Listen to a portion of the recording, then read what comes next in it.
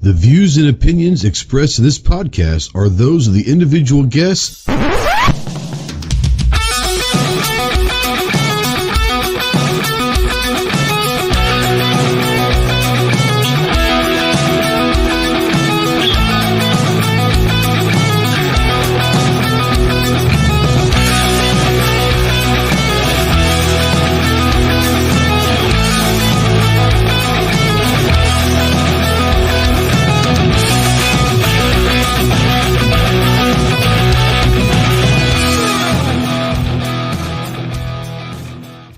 What is going on, my Ghost Squad? Welcome to the Armed Citizen Podcast Live. This is episode number 361. We are streaming live over on YouTube to over 150 countries worldwide, or about 9 people. So, yeah, that's what it is. We're also streaming over there on the X format, or the artist formerly known as Twitter. XXX. Triple X over there. Ooh, a little triple X over there. We don't know that you're out there in the live chat unless you say something. So if you are out there, go ahead and say something and let us know how ugly we are, how great we are. We do already before that even started. I want to throw this out there. He said, mandatory carries out there. Says, I'll try to be here. Been sick. $5 super chat. Appreciate you very much, homie. Hope you feel better. Don't know which personality sent that super chat, but we thank all of them. Mandatory carry. We're not sure which one you're using tonight, but we appreciate you. If you want to text into the show, yes, you can text into the show. Utilize the Ghost Tactical Hotline presented by our good friends over at Wilder Tactical. That number is 530-364-4678. And go check out our buddies over at wildertactical.com. If you're a gear junkie like I am, they make, my opinion, the best battle belt, war belt, duty belt, whatever you want to call it. They make the best one in the world, my opinion. I'd put anything against it. I'd put a lot against it, and it's still by far the best. But they also carry different med kits and different, like I said, if you're a gear junkie, go check out our friends over at wildertactical.com and let them know Ghost sent you.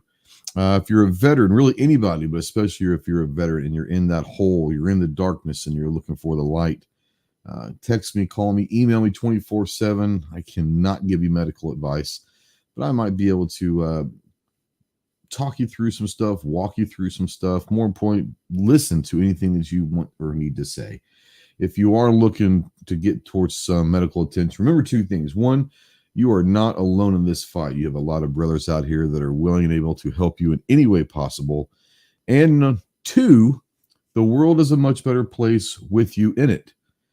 So please utilize the Veteran Crisis Hotline, 1-800-273-8255. Once again, 1-800-273-8255, or you can text the word TALK to 741-741. We are spotlighting, as always, the United States Marine Corps. If you have any questions on what it takes to earn the title of United States Marine, see the website marines.com. And as always, we are proud members of the Self-Defense Radio Network and the Firearms Radio Network. So go check out all your favorite pro-gun, pro-2A podcasts over at selfdefenseradio.net and firearmradio.net. Let's get this off of my ugly mug and say hello to the merry band of morons from the weirdest state in the union, the only state that has 4 letters and takes 2 idiots to spell it out. From the 740, Christopher, what's up, man? Not much. Glad I could make it tonight. Yeah, I'm glad you're not having to work, man. You've been working your ass off lately, haven't you? Yeah, I started up a second business like probably an idiot. So, well, now I'm trying to do that. Trying to get 2 days work done in one day every day now for a while. But yeah, that's just the way it goes, right? Is it so far? Are you happy with the second venture? Yeah. So about 5 years ago, I used to have a bathroom remodeling company attached to my plumbing company, and I quit doing it. I was having trouble with my builders and my construction guys that were. So one of my best friends from high school took an early retirement and started doing remodeling again. So him and I went and had a sit down, and I'm like, he's like, start it back up. And I'm like, all right. So we got a couple under contract, and That's good. We're doing good. We got the first one done, and we just started the second one yesterday. So, fantastic. Sucking up all my free time, but I'm enjoying it. No, I get it. I get it. Well, I'm glad you're able to make it, and hope everything works out business-wise. I'm sure it'll be fine. Absolutely. From Anderson Manufacturing, the man, the myth, the binder himself. What's up, Kyle? What up, Trey? Thanks for having me on, brother. So I think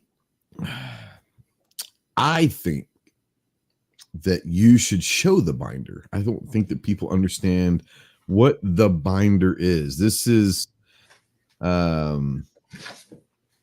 if it's not in the binder, it doesn't exist at Anderson Manufacturing.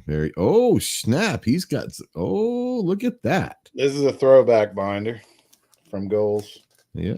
So every show, every event, whatever, he's got a binder. And if it's not in that binder, it doesn't exist. If it's not in the binder, it doesn't happen. That's right. Simple as that. I heard about the binder a little bit at NRAM. It became a hot topic at Goals. Jen was very much excited about the binder at Goals. So, I mean, look, as much rap as people like to give me for the binder, it has gotten us out of some sticky situations. I get it. Yeah, everyone's gonna give you hell until they need that binder, right? That exactly. Thank you, Ghost. That's it. I get it.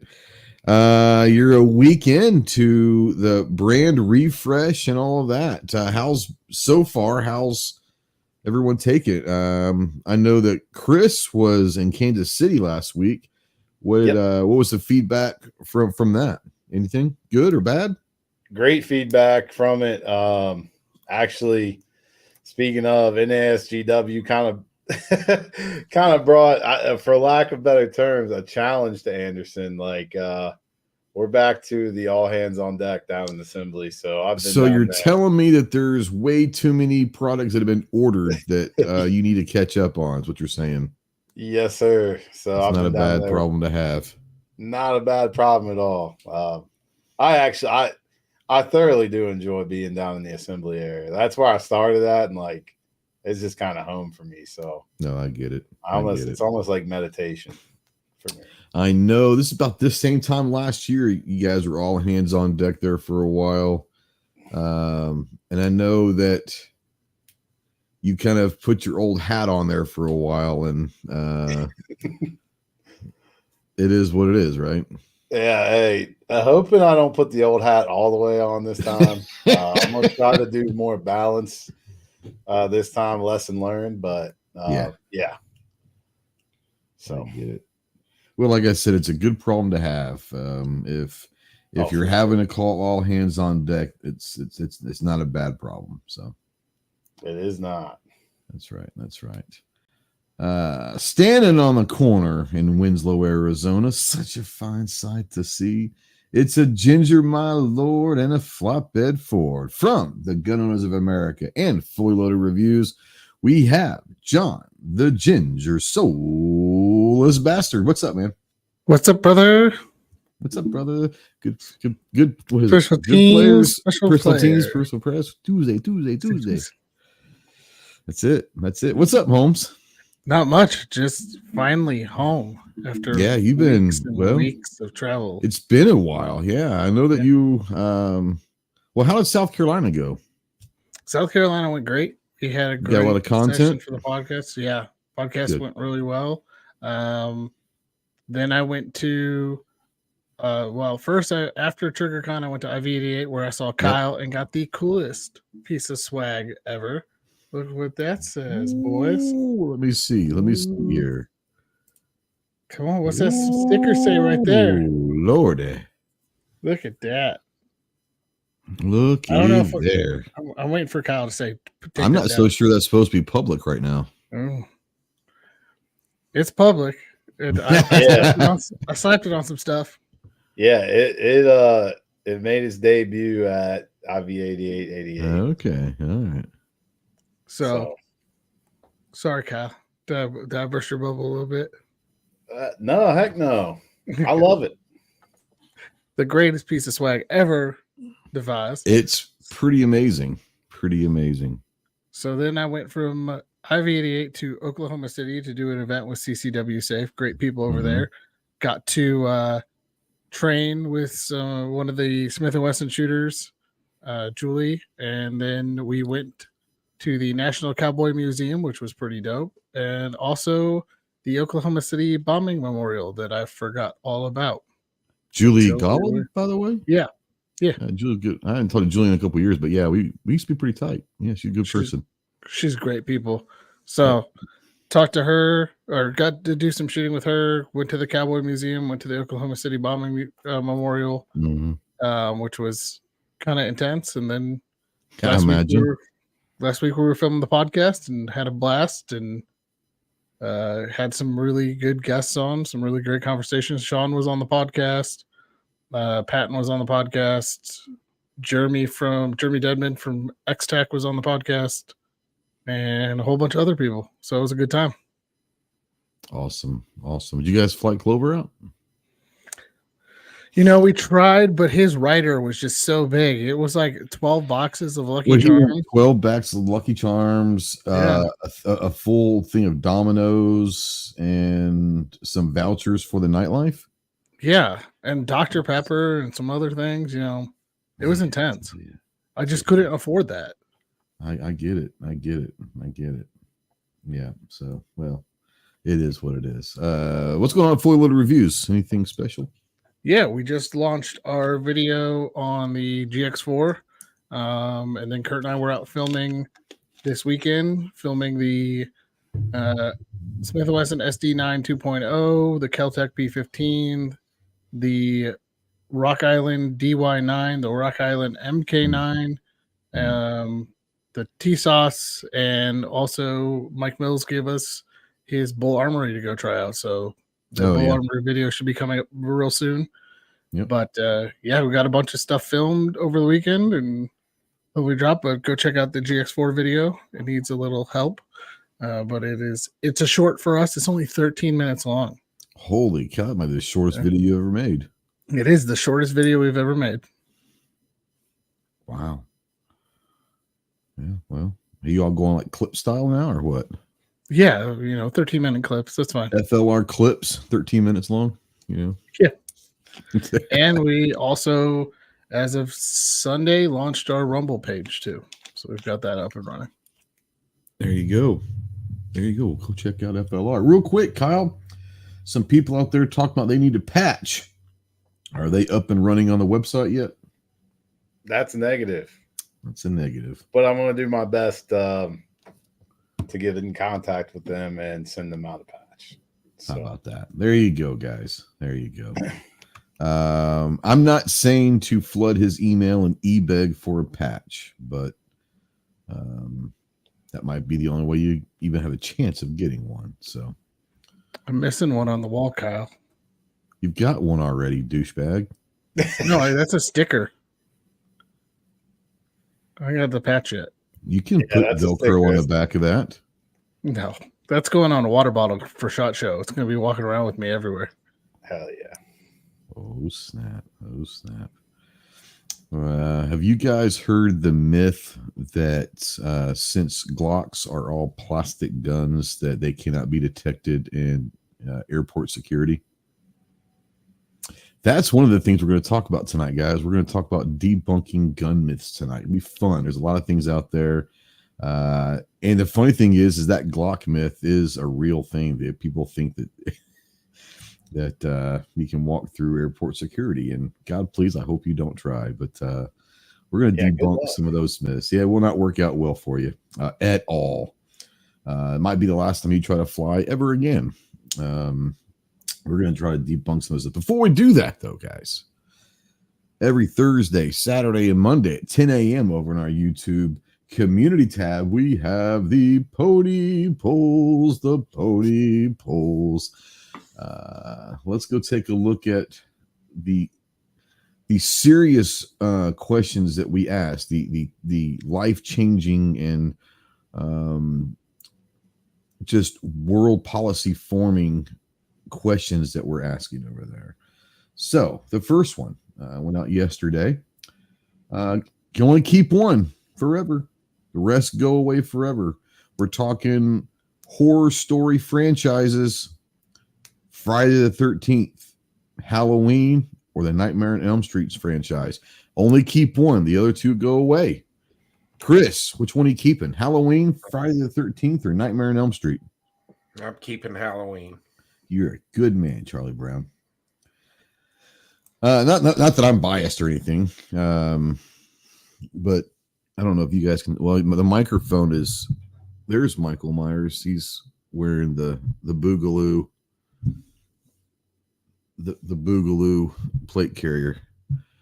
But yeah, Kyle, which one are you saving, man? Friday the 13th. Okay, I love all of these. Oh yeah, they're all classics. I'm not gonna lie. So the reason why I am loyal to Halloween is I saw, and I don't remember which one it was. I don't know which one it was. I was like 8 years old, and one of my best friend's older brother, he had some friends over, and they were watching us. And they put on Friday the 13th. It was like on HBO or something. And I'm 8 years old, and whichever one it was, it might be the original. I don't remember, but it scared the shit out of me. Yeah. And I didn't like horror movies for a long time. And because of Jason scared the bejesus out of me. But then I saw Halloween, and for some reason, like Michael Myers, like brought me back to horror movies. Like that was the first one that I actually started like rooting for the villain, if you will. Like I was rooting for Michael Myers, right? I'm like, man, like hell yeah, Mike, go get your shit done, you know? So that's why I'm loyal to Halloween, because Halloween brought me back to those. Speaking of Michael Myers, Chicago Michael Myers, the shooter out there. What's up, homie? Welcome back. Been a while. But now, I mean, I love Nightmare on Elm Street. I used to, I mean, God, was it, you know, the 1, 2, Freddy's coming. I mean, oh man, yeah, good stuff. I will say Michael Myers, he's got the best little theme song though. I'll give it to him. Halloween is the best. Yeah, I mean, it is. It's pretty awesome. Yes. It is. It's pretty badass. And I love Friday the 13th, but Friday the 13th will always go down as a movie that scared the shit out of me when I was like 7 or 8 years old. So it is what it is. Ginger, which one are you picking? You can save one. I'm going Halloween. Yep. Good call. Classic. Good call. Everybody knows Michael They're Myers. all classics. They're all classics. I think that, like I said, Michael Myers to me is the best villain. Jason's probably the scariest villain, right? I mean, that dude, you know. But Freddy, man, how could how could you not like Freddy Krueger? Like the smart ass. I mean, like it, you know, like how could you not like Freddy Krueger? You know, so I'm gonna go on record here and say that Jason could definitely take Michael Myers. I think you're batshit crazy, but okay. You were out of your ever living mind. An asthmatic hockey player versus a murderer? Yeah, come on now. Hey, he's got mommy issues. You leave him alone. Michael's got sister issues apparently, but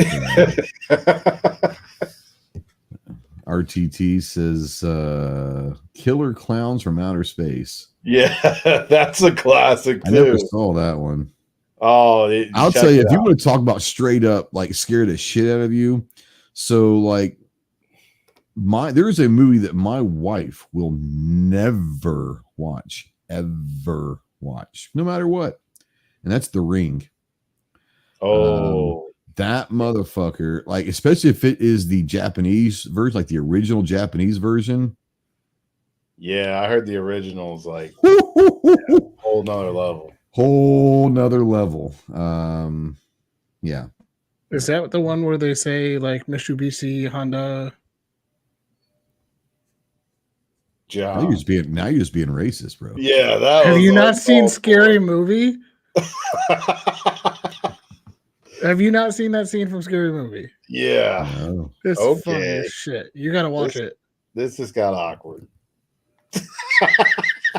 You gotta watch it. It's funny. Shut up, Ginger. Just shut the fuck up.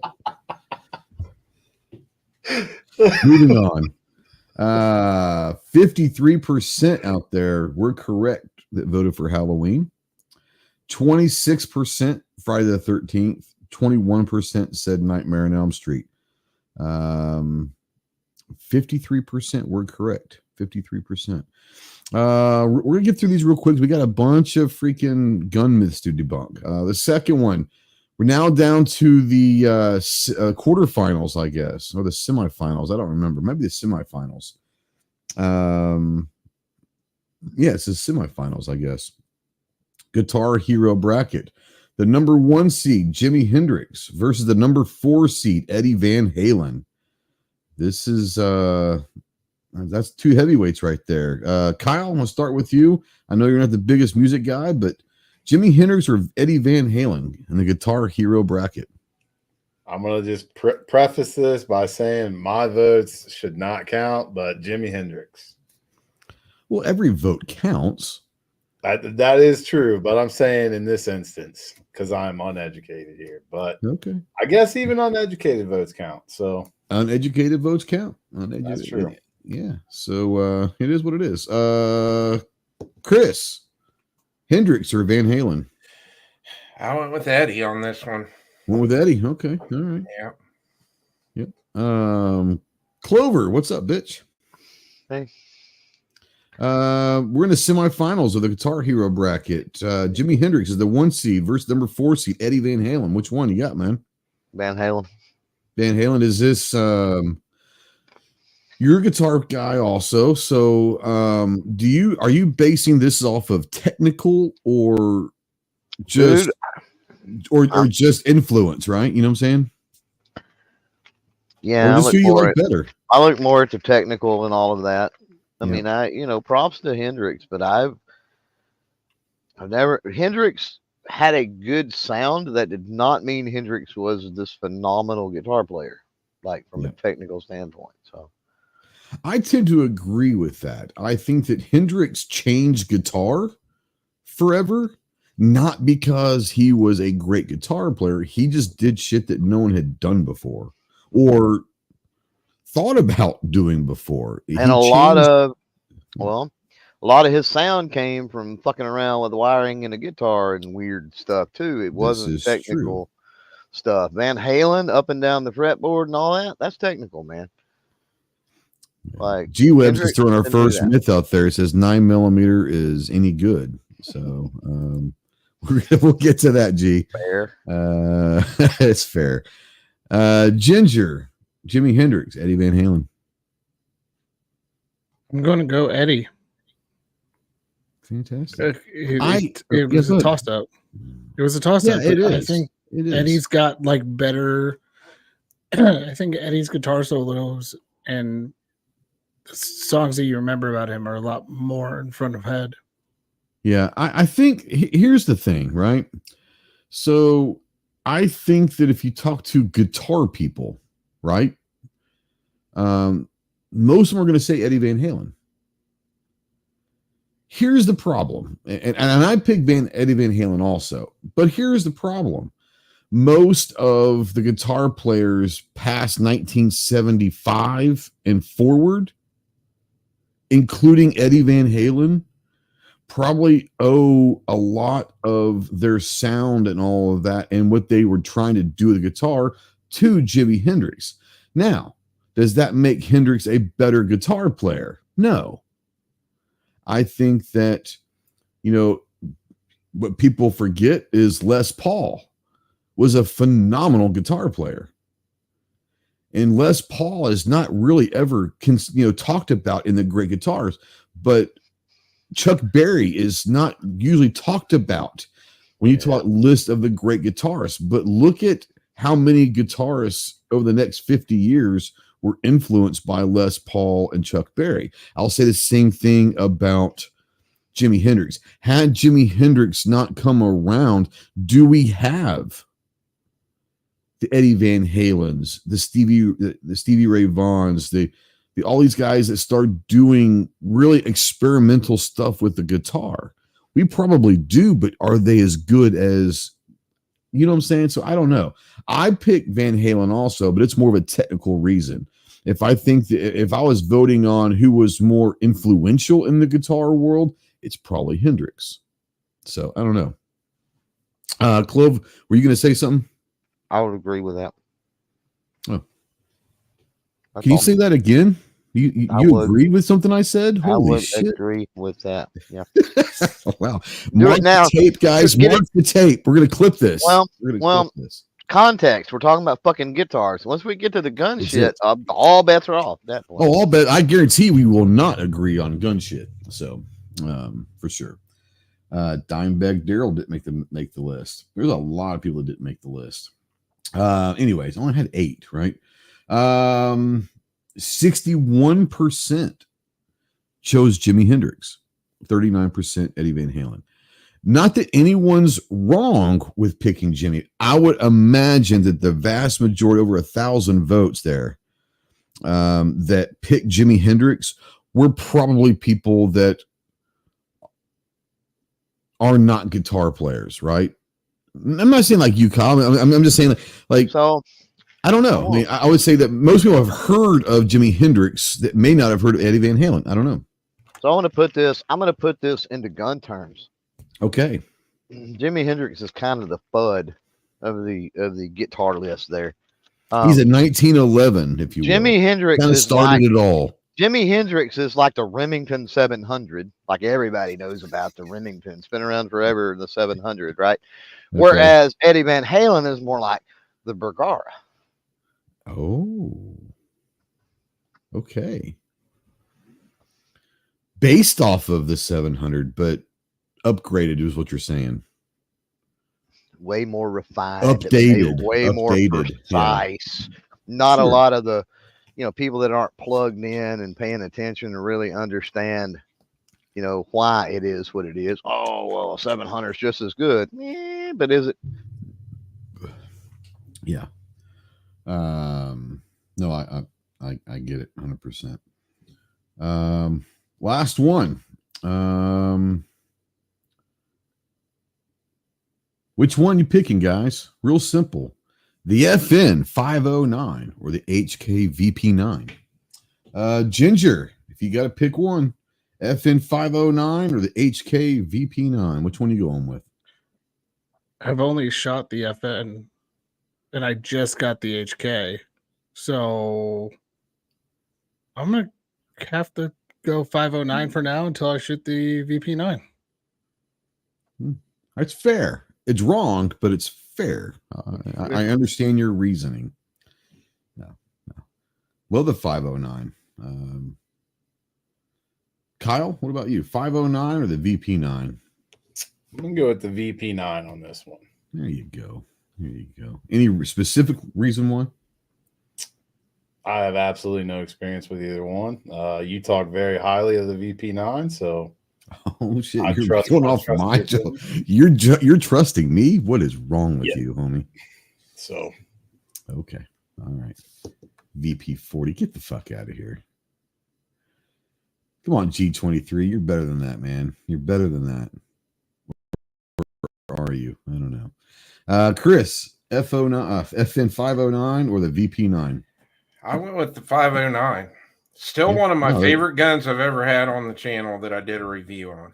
Yep, I love it. And the worst gun I ever did a trigger job on. Oh, yeah, really? Yeah. Oh, you talking about just how hard it is to do a trigger job, not like the worst. Oh yeah, they got one. They got a pin in there that they do not want you to take out. I thought you meant like you did the worst trigger job on that gun. Well, the trigger's not very good on a 509. No, it's not. It's not, and it's not great on a VP9. To be honest with you, it's not great. It's better than a 509, but it's not. Neither one of them are great. That's before both these guns came out, before the days that manufacturers start giving a damn about having good stock triggers. You know, it was what it was. Both of these guns were designed not for being competition use or whatever. It was military. That's what they were both designed to be, or military, handguns. So they need to be a little more rugged and maybe not such a light trigger, possibly. It is what it is. Clover, 509 or VP9? Isn't 509 a Beach Boys song? That's 409. Oh, okay. You're close. Okay. She's real fine, my 409, my 409. Yep. You're welcome, everybody. That's exactly Absolutely. why I did that. Yeah, You're welcome. Exactly. VP9 all day, every day, dude. Without a doubt. Yeah. Yeah. I think that if you do testing, right, on both of these guns, they're going to be very similar in the results as far as ballistics and accuracy and all that. To me, and I love the FN, but to me, there's a reason why people that know me know that my favorite handgun ever is the VP9. And it's not because it's the best handgun. It's not because it's just so much better than anything else. It's not because it's the great deal for a great price. None of those things are probably the truth. What makes it the best handgun it is literally, to me, the ergonomics of a VP9. It's the best feeling gun for me that I've ever held.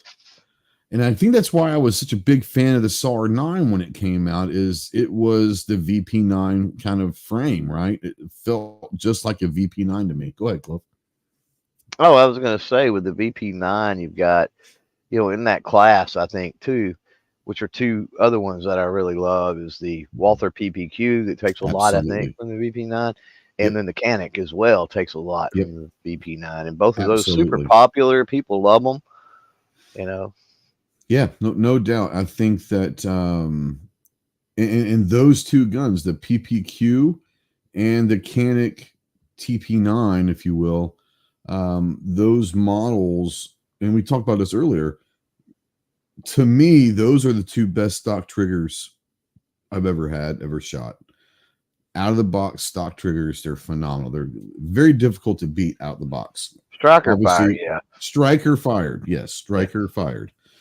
I think that was the biggest reason I didn't like the VP9, because I already shot the TP9. I had one. I had the PPQ. Yeah. And the trigger, I love the way the gun felt in my hand, but I thought the trigger was kind of lackluster compared to the Walther and the Canic. So it's hard to beat the PPQ trigger, man. It's hard. It's hard. It's still, like I said, those two, the ironic thing about that, the Walther PPQ, phenomenal. The Canic TP9 is the Walther P99. Ironically, they just did a better job with it, updating it, whatever. But yeah, the PPQ and the TP9 are, to this day, they are unbelievable triggers. I know the PDP out there. The PDP is great, but the PDP had a specific design for that gun, a specific purpose for that gun. The PPQ was never meant to be a competition gun. It was a self-defense gun that just happened to have a competition style trigger. The PDP, that was for a different reason. But the PPQ and the TP9, to this day, striker fired, as Clover said, if you can find one that can beat it out of the box, I'm up for it. I will gladly take that challenge. I don't know if you can. Great guns. This was actually really, really close. 1.4 thousand votes. The VP9 with 55%, the 509, 45%. Both great guns. You can never go wrong with either one of these guns. To me, the VP9, the ergonomics, the way that it fits in my hand, the way it feels in my hand, it's the best feeling that I've ever held in my hand in my life. So yeah, it's pretty damn good. All right. Those are the pony poles. The pony poles. Go check out our friends over at Anderson Manufacturing, all the social medias, and say hello to them. Go check out the website, and if you do, you can use several different codes. You can use discount code GHOST. You can use discount code Chris from the 740, all one word. Ginger, was it FLR is yours or FLR for fully loaded FLR? Clover, is yours Clover or Clover Tack? I always ask you this and I can't never remember. Clover Tack. Clover Tack. None of us make a penny off of these codes. This is something that Kyle has done for our audiences. So thank you to Kyle. But any of those codes will save you a little bit of cash money at checkout. So go check that out. And thank you to Anderson Manufacturing. Thank you, Kyle, and for always being here, brother. Appreciate you very much. All right. Glocks being plastic and they can get you through airport TSA. Is that truth or is that a myth? I don't want you to find out. Yeah, this is true too. In the words of Mari, the lie detector has determined that is a lie. I do not suggest you trying it. That's all I'm going to say. They are not, in fact, all plastic. This is true. Fun fact. So. Yeah, exactly. There's some of the fun myths that you hear all the time. Now, G-Webs wants to know if they use that all the codes at once, is it gun free? Kyle, you're gonna have to fix that fact on that one. Can G-Webs use all the codes to get it free? Unfortunately, no. But you could buy 4 and use the code on each product. This is true too. I think he was wanting to stack all the codes until he got, a free gun. And if I'm not mistaken, it'll have to be 4 separate orders. So I would imagine you can't use more than one code per order, correct? Correct. Yeah. But the option's there. The option is there. Yeah, if you want to support everyone, then just buy 4 different things, guys. What else are you going to spend your money on? Might as well buy some cool shit at Anderson, right? What dumbass says they're invisible in security? I mean, I hear that. I've heard there's a lot of stuff we're going to talk about that I've been hearing for a long, long time that is just asinine. One of them. Let's start with this one. Silencers make guns silent. I love that one. Because why? Because that's how Hollywood depicts silencers. It's like pew, pew, pew. Everyone that's ever shot something with a suppressor on there knows that maybe some subsonic 22 LR could get close to silent, right? But nothing's ever going to be as quiet as they make it seem on Hollywood movies, right? Which I think is hilarious. The funny, go ahead. I was going to say, maybe if you're using that 300 Blackout Stealth from Ammo Inc. that Chris just did a video on. And it also depends on the suppressor also itself, Shameless. You can't just, it just can't just slap any suppressor on with any ammo. And just pew, pew, pew, pew. It's not going to happen. Yeah, you definitely don't get that cinematic quality there. I will say, what was that? The 3, I hate to keep baiting you with this, Ghost. Yeah. But that 338 Spectre, and I'm all in. I mean, I can't wait to try that thing. I really can't. Well, like I said, the action was louder than the ammo. It was pretty wild. Yeah. But 22, it also suppressed, is pretty quiet. But definitely not like I'm talking like when I'm trying to compare it to Hollywood movie quiet. Like the only thing that I've ever been around that could come close to literal movie quiet is like a subsonic 22 LR. Right? Yeah. I don't know. Clove, you're kind of a suppressor, dude. What's what's the caliber or the cartridge that has gotten gotten closest to Hollywood quiet? Well, 22, of course. Outside of 22, 300 what else is blackout. out there? 300 blackout, subsonic. Mm-hmm. Oh yeah, you got to go subsonic. I mean, yeah, it's all out the window if you crack the sound barrier for sure. When you're talking about if someone's looking out there for 300 blackout to go as quiet as they can, what kind of grain are you talking about here? Subsonic doesn't really have to go with the grain. The grain has to do with how much pressure it's going to build if you're going to be able to cycle. So, okay, an example would be that I can take my Ruger American, which is in 308, not 300 blackout, the same projectile, same bore, right? Yeah. And I can shoot subsonic 168 grains in it all day long. But if I tried to load 168 grain in an AR, there's no way I'm getting it to cycle. Yeah. Right. Yeah. So in order to increase the pressure, I have to up the weight of the projectile. So typically you're going to go about 220 grain plus. 220, so, 220 plus. Yeah. Okay. Plus. Yeah. I will run. I love because that's gonna slow down that projectile that's heavier anyways, plus a lighter load, correct? Are they going to go a lighter load, or what are they going to do to try to get that minimized? No, you mean talking about the powder? The powder. No, yeah. The powder has to do with it's not just how much powder, but it has to do with your burn rate and all, right? Yep. So if you got a fast burn rate, reload, so I don't know the answer to that. If you got a fast burn rate, right? It burns really quick, right? It's going to produce a lot of gas really quick, right? And then you've got a heavy projectile trying to push, then that projectile is heavy. It's just like if you were trying to push a big, huge boulder, right? It's going to take you longer. So you've got more of that gas buildup. It slows that gas down, right? Right. So yeah, that's why you want the heavier projectile. So I typically I'll run my favorite because it's the quietest is I'll cast a 265 grain. Okay. So and that's my favorite, and then I've got an SBR that is highly tweaked out, and it will actually cycle. It's funny as all get out, but it will actually cycle at 650 feet a second. Holy shit! Really? I can get hand loads down to 650 feet a second, like pellet gun. That shit's barely leaving the barrels. What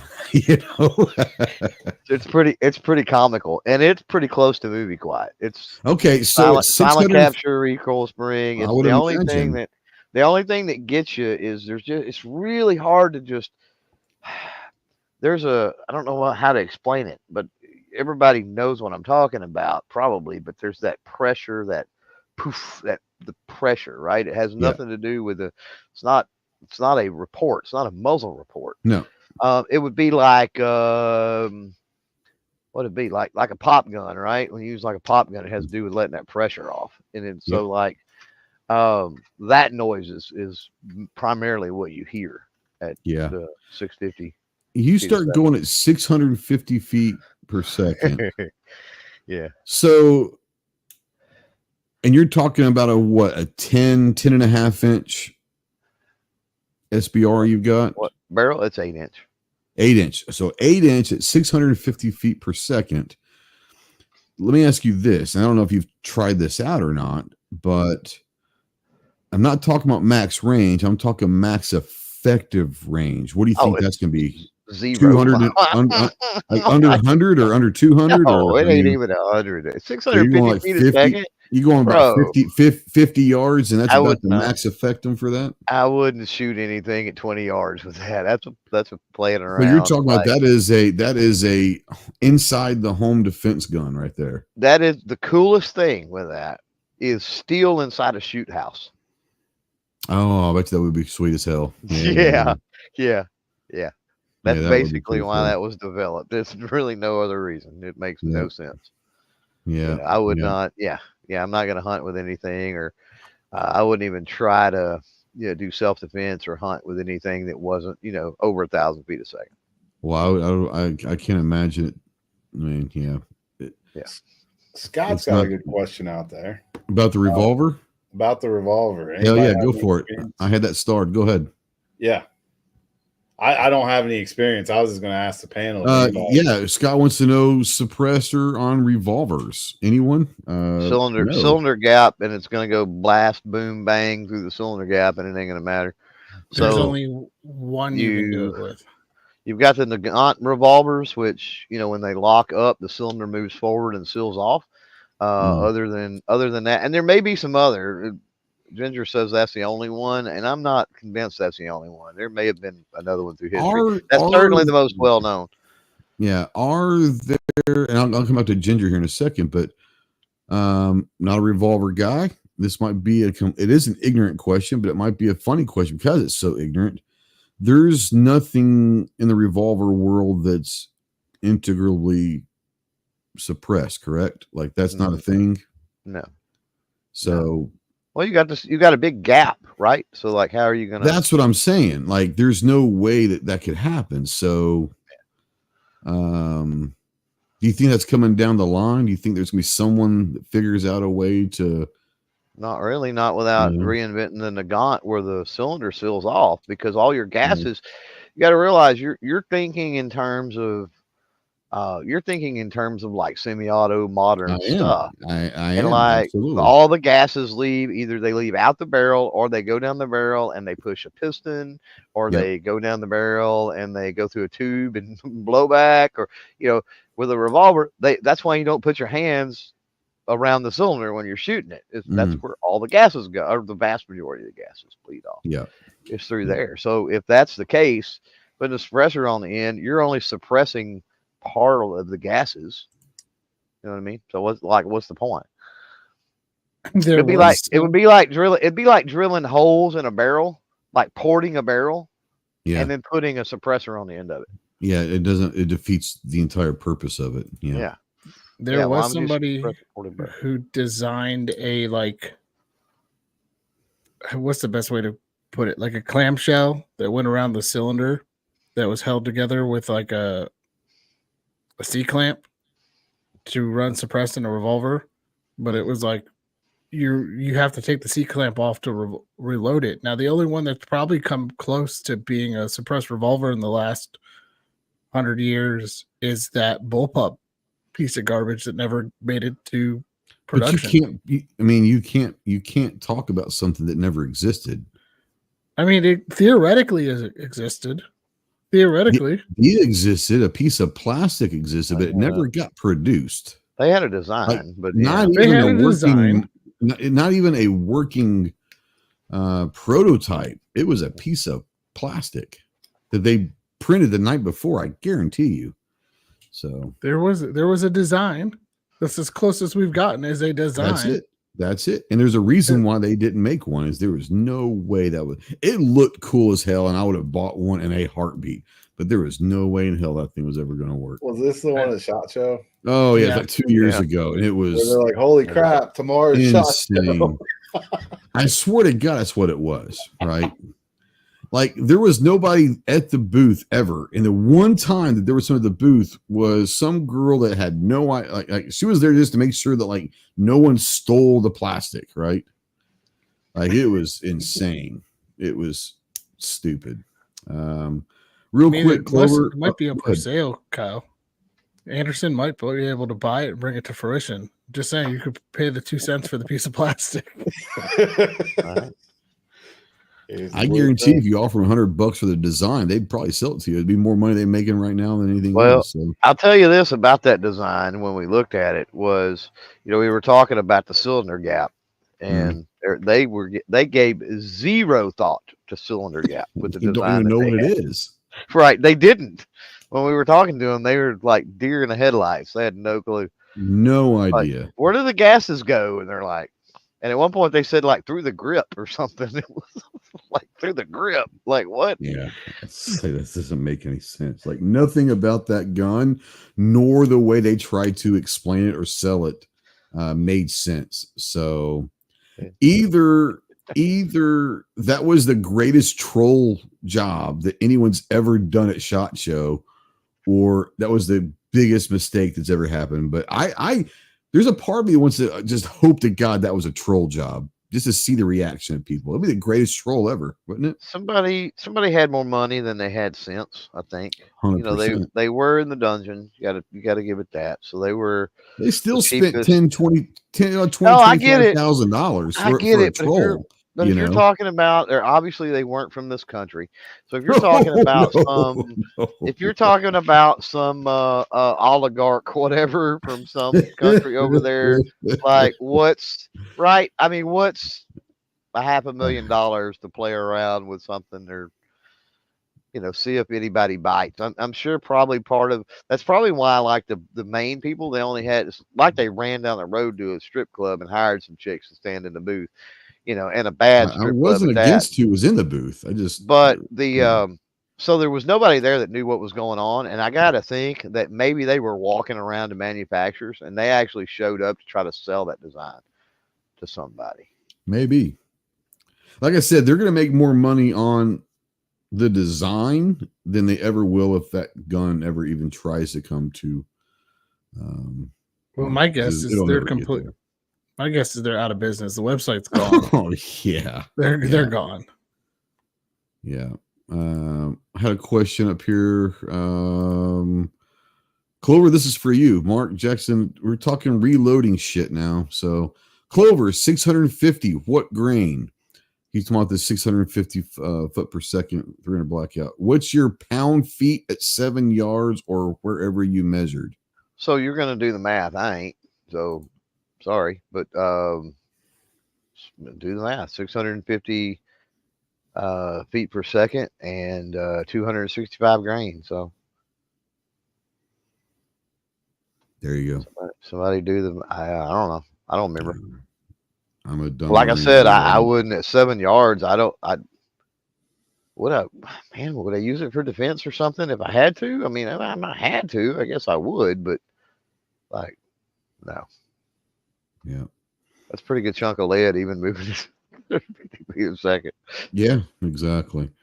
Pickle out there says, Ghost, he's asking me a double action revolver design question. What are you smoking? Could a double action revolver be designed so that the cylinder moved forward to close over the forcing cone before firing, all on the trigger? That's what the Nagant revolver did. How do I know that? I don't know. That's what the Nagant revolver did. Oh, well, there you go. Basically. So yes, could it? Yes, it could. It's a massive amount of parts though, and it's a total redesign over what the design is now. So let me ask you this: if there are certain aspects of that Nagant revolver that are, how do I put this, innovative, right? It's all. Oh, I wanted to caveat.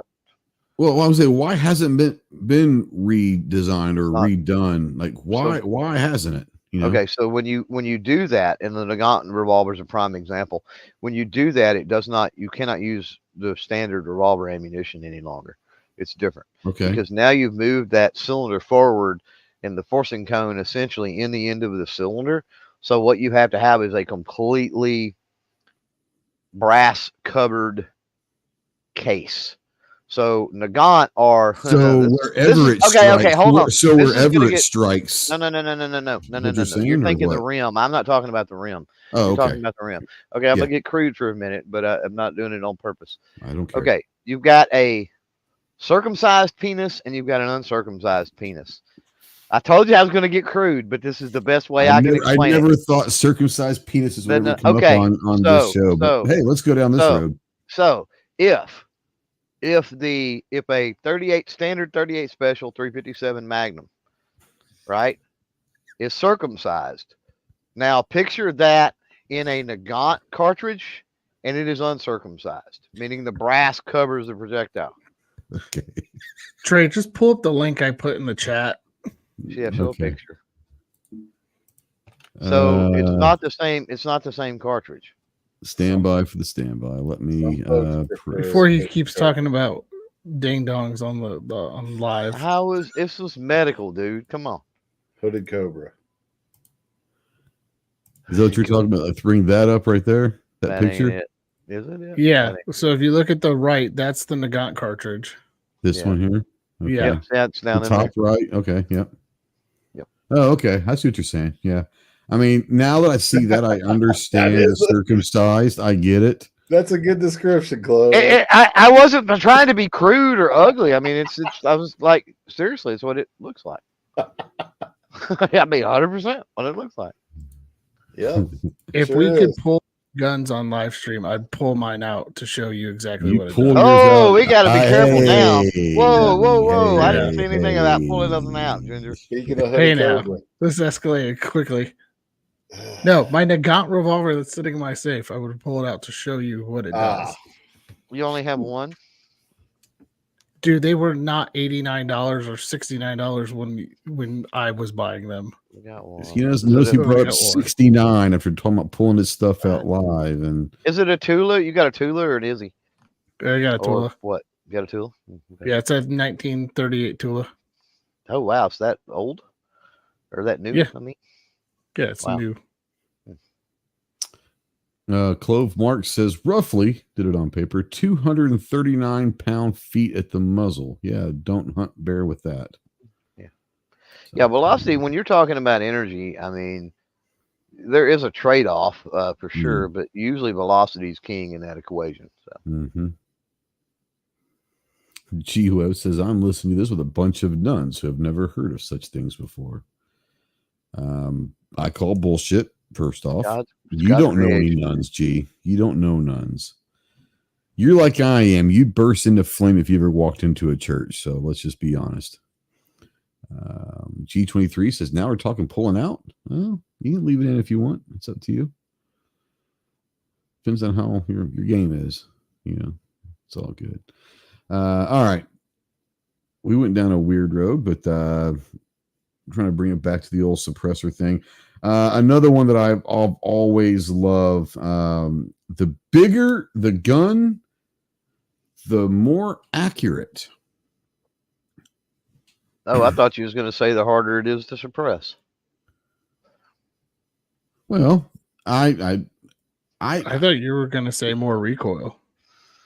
Oh, wow. No, I've always heard because, and I get why a lot of people think this, right? If you take the same cartridge, right, 9mm, and you put it in a micro compact and a full size, the bigger the gun, chances are going to be more accurate because there's going to be less flip and all that.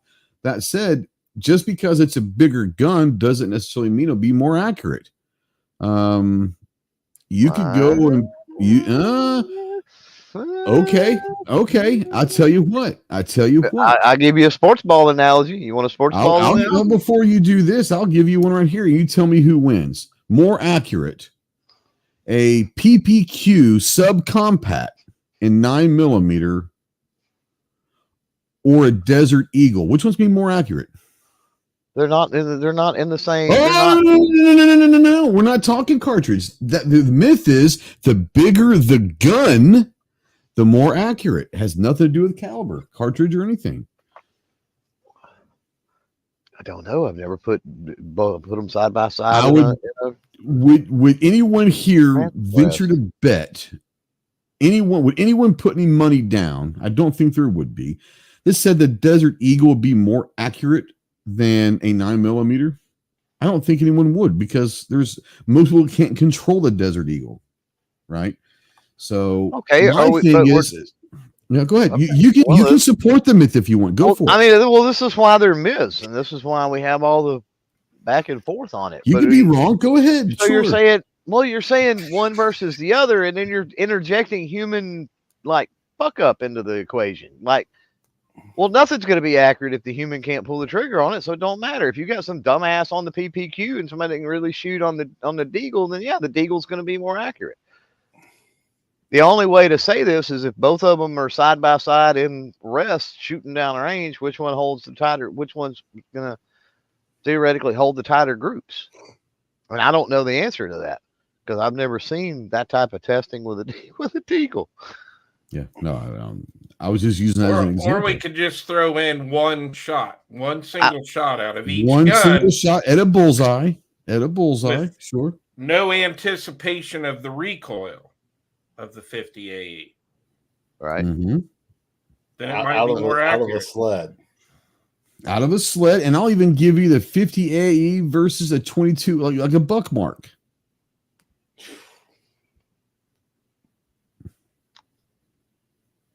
I don't know, Ghost. I think that would be a fun video to see. I would like to see that. That's a tough one. That's a tough one because I don't know. That's what I'm saying is the myth is the bigger the gun, the more accurate. That's not always the case. Now, I would say that I would agree if it says same caliber, same cartridge, a bigger gun versus a smaller gun. I could sit there and say I could see where people would come up with that idea that the bigger gun is going to less recoil, less flip. It's probably over time going to be more accurate. But just throwing the blanket statement. I heard this. I've heard this at a gun shop. Hey, you need to get the bigger one. It's going to be better for you. It's more accurate. Whoa. Like, I think you're going to go tell someone to get a 44 Magnum instead of a 38 Special because it's going to be more accurate. I'm not so sure the 44 is going to be more accurate than that 38.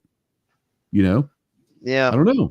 Is it a myth or does this run a line to where it's more of the devil's in the details? It could be too. You understand that I sit around and start just writing down 4 or 5 things that I've heard that I just always thought, boom, you know, so. No, I'm not very smart. Well, that's what makes this one so interesting is it's like, man, is it even a myth? Like, I don't know. It's I can see where it could be true in some directions and it could be false in some directions, right? Yeah, because then you could go, is a longer barrel more accurate than a shorter barrel? And that's what I was thinking when you first said the bigger the gun. I was thinking, okay, subcompact, compact, full size. I was thinking straight up barrel length, right? That's what I was thinking. Absolutely. When you said that, right? I was thinking all things equal, size being different. I think that's probably true. And I just said that if you say it's a 9mm and you're going to give me a subcompact versus a 6-inch full size, I would probably agree with that scenario. But just saying that bigger guns are automatically more accurate, I don't know. I don't know. John, what do you think? I've never heard that myth. The myth I heard it in a gun shop. I literally heard it in a gun shop. Now, so is it a myth or stupid things you hear in the gun shop? Well, okay, that's fair too. It's dumb shit you hear in the gun shop. Now that could be what it is. The myth bad advice. The myth that I've always heard is that bigger the gun, the more the recoil, the smaller the gun, the less the recoil. That was a myth that would come up in the gun shop all the time. That's wrong. Oh, I've never heard that. I've never heard that. That's just ignorance. Well, it was always with us. It was always with new gun buyers, particularly women, and they were like, "I need a small gun because it's got less kick to it." No, that was the myth that I would get all the time, and we'd have to explain to them. They're like, "No, the bigger the gun, the more recoil it has." That's the myth that was always brought up, and it was both men and women, but it was mostly new gun owner women that come in. I wonder if that comes from them seeing like all the stupid, and I hate these videos, but the stupid fail videos with the 50 Deagles and the 454 Casuls and the things like that. Themselves in the head and all that. Or they're giving it to somebody that's never shot before or whatever. Oh, yeah. Or maybe it comes from Hollywood. Or maybe it's just this thought process that, the smaller something is, the less it's going to kick. Well, Hollywood typically doesn't show any recoil. That's the problem with Hollywood. But they got some of the flattest shooting 44 Magnums I've ever seen in my life in Hollywood. One-handed 44 mag is not moving. It's like, I don't know about that. Yeah. But think of it from their perspective. If it's a small, if you were new to this and didn't know anything, if it's smaller, it must kick less. Oh, I understand. Yeah, no. Yeah. As far as that question, I can understand where ignorance and the uneducated could probably think that way or be convinced of something like that in their own mind. I get it. But I hope to God that same person goes to any gun shop in America and gets corrected quickly, right? Like, oh yeah, God, I would hope so. I'm Yeah. I'm gonna dodge this, but Mike, no, you're 100% wrong. just no. Come on, Mike, you're better than that. I think he's trolling you, bro. He's trolling you, but Brett's going to take over the world. So the innovation coming out of Beretta is unbelievable. Crazy. It's industry changing. He's trolling. I think he's trolling. If he's not, then good Lord. But I'm going to give him the benefit that he's trolling. So yeah. Anybody else on the old size of the gun, size matters argument myth? No. Okay. This one's been going around for a long time. Not just in movies, because the way the movies depict it, or I'd say movies, probably more TV shows, like a lot of the Law and Orders and the criminal, TV shows. But hollow points, like they're being depicted as inhumane, the damage they can do, and should be illegal. I even hear people saying hollow points are armor piercing. You've heard that back in the day. So what do y'all think about the old hollow point ammo is inhumane and should be illegal type stuff? Well, I mean, I think if anything, it's probably more humane. I think that, I tend to agree with you. I think that hollow points are designed for a specific specific reason, and they do their job very well, typically, Yeah. This gets into the anti-2A stance, right? With this whole 100% military grade shit. Absolutely. That people don't understand that there's a difference. On a battlefield, you want to wound, because when you wound, you take more than one person out of the fight. In a self-defense or hunting scenario, you're wanting to put down. You're wanting to stop. You're wanting to end life. It's two totally separate goals. Yeah. Right. And so they see FMJs and they freak the fuck out over, for whatever reason, over FMJs because, it's military grade. And it's like, yeah, hollow point's worse. Yeah. And I mean, I think we got to preface this one too. Kind of going back to our conversations about carrying and all that. Yeah. Like you're only using your personal defense weapons if your life or your family's life is in imminent danger. So, and to Clover's point, yes, at that point, you're trying to eliminate that target. So, and a hollow point can be armor piercing. It can be. Some are. It can be. It's just one of those that all jacuzzis are hot tubs, but not all hot tubs are jacuzzis. You know what I'm saying? Well, what I was getting at is shoot through a car door, and that hollow point becomes armor piercing. I hate to tell you, but it. I think Fluffy brought it up. I think this myth stems from the Black Talons from back in the day. There's some of the RIP or the RIP ammos that have come out in the last 5 years that they do some serious, like they're gonna tear some shit up, right? But that's what they're designed to do. Are they inhumane? What's that? What's the Black Talons? It was a Teflon coated hollow point. Bring it up. That came out in the 90s that got banned. No, it didn't. No, it didn't. They didn't get banned? No. Or did Winchester stop making No, them? it's Winchester still makes it. It's called a PDX1. They renamed it. It didn't get banned. They just took the black off and they renamed it, and it's like the Black Talons essentially still exist. Yeah.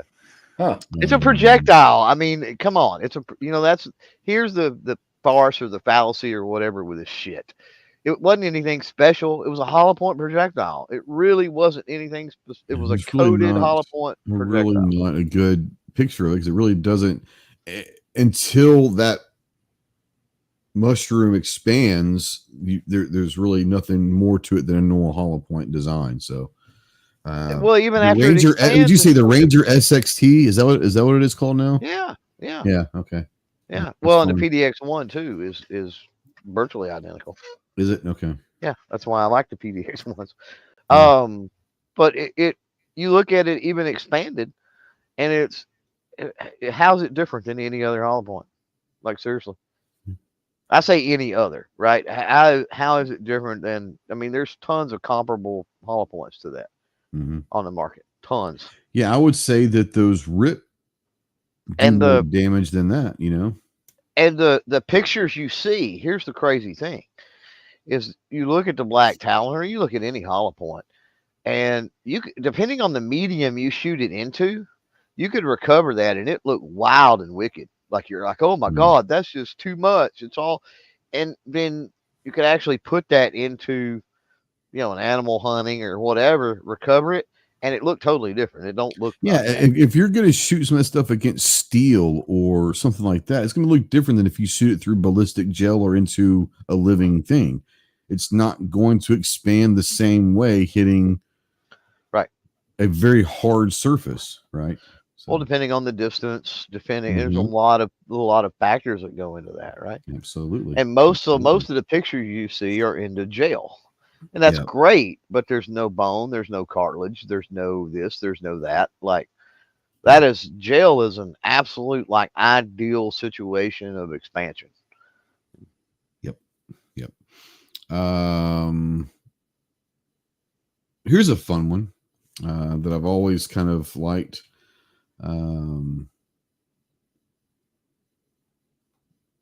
G's talking about the Teflon. The Teflon was the hang up more so than anything on the black talons.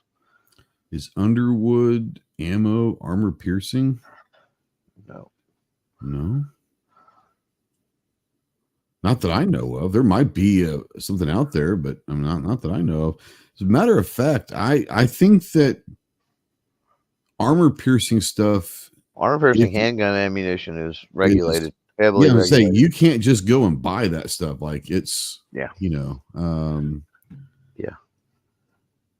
and even even rifle ammo it's not like you can just go down to the gun shop and buy black tip. It's regulated as far as the production and importation side, I should say, not as far as you can own it. So, like, if you can find it, like, I've got man, what have I got? Like 5,000 or something. 5.56 projectiles they're Israeli and they're tungsten core. Yeah. And I found them on Gunbroker years ago. And those haven't been able. Israelis still produce them, but those haven't been able to be imported into the country in decades. Just getting them, yeah, absolutely. Not illegal to own them. It's just like you can't get them anymore. All right, so I wrote a couple. Oh yeah, go ahead. I had a question for Clover, and he might be able to answer this. Do you remember when Hornady used to sell the molly-coated bullets that were gray? Yeah. Why did they quit making those? There's a lot of molly-coated stuff still out there, so I that's a question for Hornady. I don't know. I would have to guess they probably didn't go over. I don't think they went over super well for Hornady, because most of the molly-coated stuff you see is molly-coated lead. And I think the technology just got better that they didn't have to do that. Now, if Hornady was making lead projectiles, then that might be a cost-effective way for them to do it. So I think it wasn't that they were garbage or like anything like that. I think it was more a cost-effective, like I'm saying, a company decision, a cost analysis type thing for them. It's probably why. Yeah, I picked a bunch of them up at like an estate sale. I bought like 500 of them or 1,000 of them, and they were super accurate. I got 55 grainers. Yeah. And I just always wondered, I was like, I'd like to buy more of them, but they don't exist anymore. Because they cut through the air really, really good. Very aerodynamic. There you go. And that's why they use that for lead, is because lead can be more imperfections across the surface of the projectile, right? And that molly coating will fill that in, make it more uniform. G-Webs is getting all Wikipedia out there, so I'm not even going to read that because whatever. I can't pronounce it. Let's just be honest. That's why I'm not reading it. So this next one isn't necessarily a myth, right? It's just a controversial statement because I think that there are a lot of people on both sides of this. So I want to discuss this. You don't need training to use a gun effectively. Now, as much as I'd like to sit there and say I think everyone would do better with training, I kind of agree with the statement. You don't need to be formally trained to be an effective shooter. Nope. I say that all the time. Guns Kyle, are really simple. Yeah. Kyle, let's go around the room on this one. Where do you fall on, not saying that they should or shouldn't get trained, but to be an effective shooter, do you believe that someone must have training? Such a loaded question. It is. But this is why this is a good one. I do believe that someone could pick up a rifle and just be a natural, like. But what about someone that just spends hours and hours on their own at the range trying to get better? Could they become effective without going to training? Well, I consider that training. I'm talking about, when I say training, I'm thinking like a formal training class. Okay. Oh, then yeah, I think. Okay, so let me preface this. Let me caveat this. When I use the word training, I'm thinking about classes. Okay. Others, I consider the other like practicing. I distinguish those two by practicing versus training. So if you hear me say the word training, it's formal training, right? Classes. That's just me. So I might want to preface all this by using my terminology. So I agree that someone can be a great shooter without formal training. It really just depends on how intellectual that person is. Like, you can really, like, kind of like we game self-defense scenarios and all that stuff. Like, if you start gaming through in your mind, or I guess mentally planning the way you would approach certain scenarios or put yourself in certain scenarios, I think we're naturally like inundated with being able to figure it out as human beings. So I think that the average person, whether or not they've ever thought about it in terms, will naturally understand the old Kentucky windage, right? If I'm consistently shooting low left, then naturally may start aiming high right. You know what I'm saying? And if that can make someone an effective shooter without being taught how to properly grip and all of that. Once again, I'm not saying that you shouldn't go get training. I'm all for training, but and I know I brought this up because I know Clover's going to have a great rebuttal to this. But I do believe that you can be an effective shooter without formal training, And this is why I brought the intellectual part, is to your point. Like, they've got to be like knowledgeable on their ammo and the ammo capabilities. Yep. All that. So, and they got to be knowledgeable on that gun, how it's going to react. Can I physically handle this gun? Right. Yeah. And I do believe like someone that's probably never touched a gun before, if their life depended on it, could probably defend themselves with like a handgun or something. So yeah, absolutely. I don't know. Yeah, that is, like I said, a loaded question. It is, and that's why I wrote this one down, because I knew that the training versus no training is always an interesting conversation. Before I bring Clover Tack Esquire in to rebut, I want to bring Chris in. Chris, what do you believe? Training or no training as far as being an effective shooter? I'm going to go with no training, because it might be different in other places, but I think, like, especially here in our country, I mean, we have such a huge gun culture. I think a lot of people are going to do a lot of most people are going to probably do some research before they go and get. You would hope, right? Yeah. You would hope. I mean, with the internet and YouTube and all this stuff, I mean, one would think that would be a thing that they would do. So maybe 25, 30 years ago, it might be a little different than it is now. But I think now, definitely, you could become effective just getting your gear, going to the range, and like Kyle was saying, kind of start training yourself. Yeah. Absolutely. So I'm going to go with no training. Not that Yeah. I think training's a great thing to have. No, I'm the same way. But yeah, with my being an effective shooter, Ginger. Well, while everybody's been talking, I've been sitting here thinking, and the best example I could come up with is I can work on my car, but that doesn't make me a mechanic. Okay. So I can be a good shooter without training, just like I can work on my car without being a mechanic with formal training. But if I ever want to be a very proficient, know when to use defense, no scenarios, no pine corners, no all that stuff, then I need to get the training, just like I would go to get my mechanic certificate. Is the best thing I could come up. Just like I could work on my plumbing at my house, but I'm not Chris. I'm not a licensed plumber. I don't know all the ins and outs. I can get it enough to be dangerous, and I think that's a good analogy in my head of how I can think of it. That's a solid one. Solid. Clove, I'm going to give you the floor here.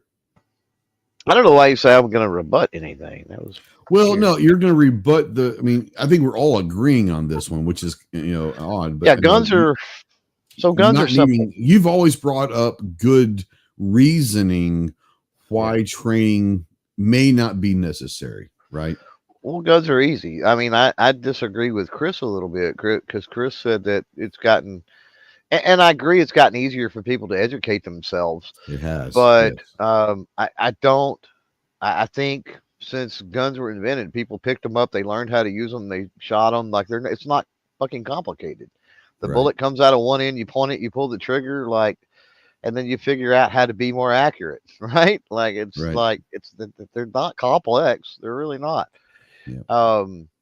So, one of the things I guess I see is you said it was being more, what was the word? The question that you had, or the effective shooter. See, I've seen over the years with competition, I've seen like bad form, right? People look at the people that teacup handguns and do this. And for the most part, the teacup is still being used, or once upon a time, pistols were to be shot one-handed and one-handed only. Nobody shot pistols, handguns two-handed.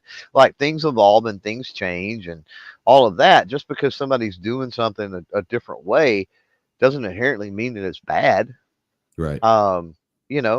But when it comes down to it, it depends on what level do you kind of want to be at, because you may be good and you might can Kentucky windage and your form may not be the most optimal and all of that. And that's great. But, you enter into a best out of 7 match with somebody that's got great fundamentals, you're going to lose. You're going to lose. 100%. You may win 3 of the 7. Yeah. But ultimately you're going to lose. You're not going to have that consistency or anything. That's the reason that certain fundamentals and a certain form and things like that have been fleshed out over the years, decades, whatever. Yeah, G-Webs probably says it perfectly out there. He said firearms training at its most elaborate is a disciplined fusion of technical skill, tactical awareness, and psychological conditioning. That's beautifully said. The training side of things, and all of us, I think, will agree with this, and kind of taking where Ginger was going with this is, you can be a cook or you can be a chef. You can be a fix your own car mechanic, but are you ever going to work for Ford? This, that, and the other. I think what it comes down to with the training side of it is I think anyone can become an effective shooter. If you're talking about an effective shooter of being able to hit a target at a short amount of distance, right? You give anyone 1,000 rounds of ammo and a week, they can probably learn how to hit a B-52 target at 21 feet. Most of them can, right? Yeah. Where it comes into play, the training is understanding why you're needing to learn that skill, how to utilize that skill, and all of that. Like I said, the tactical side, the technical skill, the psychological conditioning, yes, that's where the training is. We're going to take what your base is, and we're going to take you from A to whether it's B, C, D, E, or Z. We're going to take you from A to another level by educating you and showing you more, right? So, yeah. What were you going to say, Clove? No, I was gonna say, look at Top Shot. Look at I can think of two Top Shot champions that wrecked fucking shop over tons of people that had formal like badassery training. Yeah, we're not competitive shooters, or we're not Olympians. We're not military. We know two pretty well, don't we? You know, most people in this room know Chris and Dustin wrecked shop and had very little of that training. You know. At least to the extent of what the other competitors they were going against, for sure. Well, they had a lot of practice, but practice. they had none of the formal training and experience of others. Yeah, not practice. Yeah, go ahead. I was just going to ask Clove.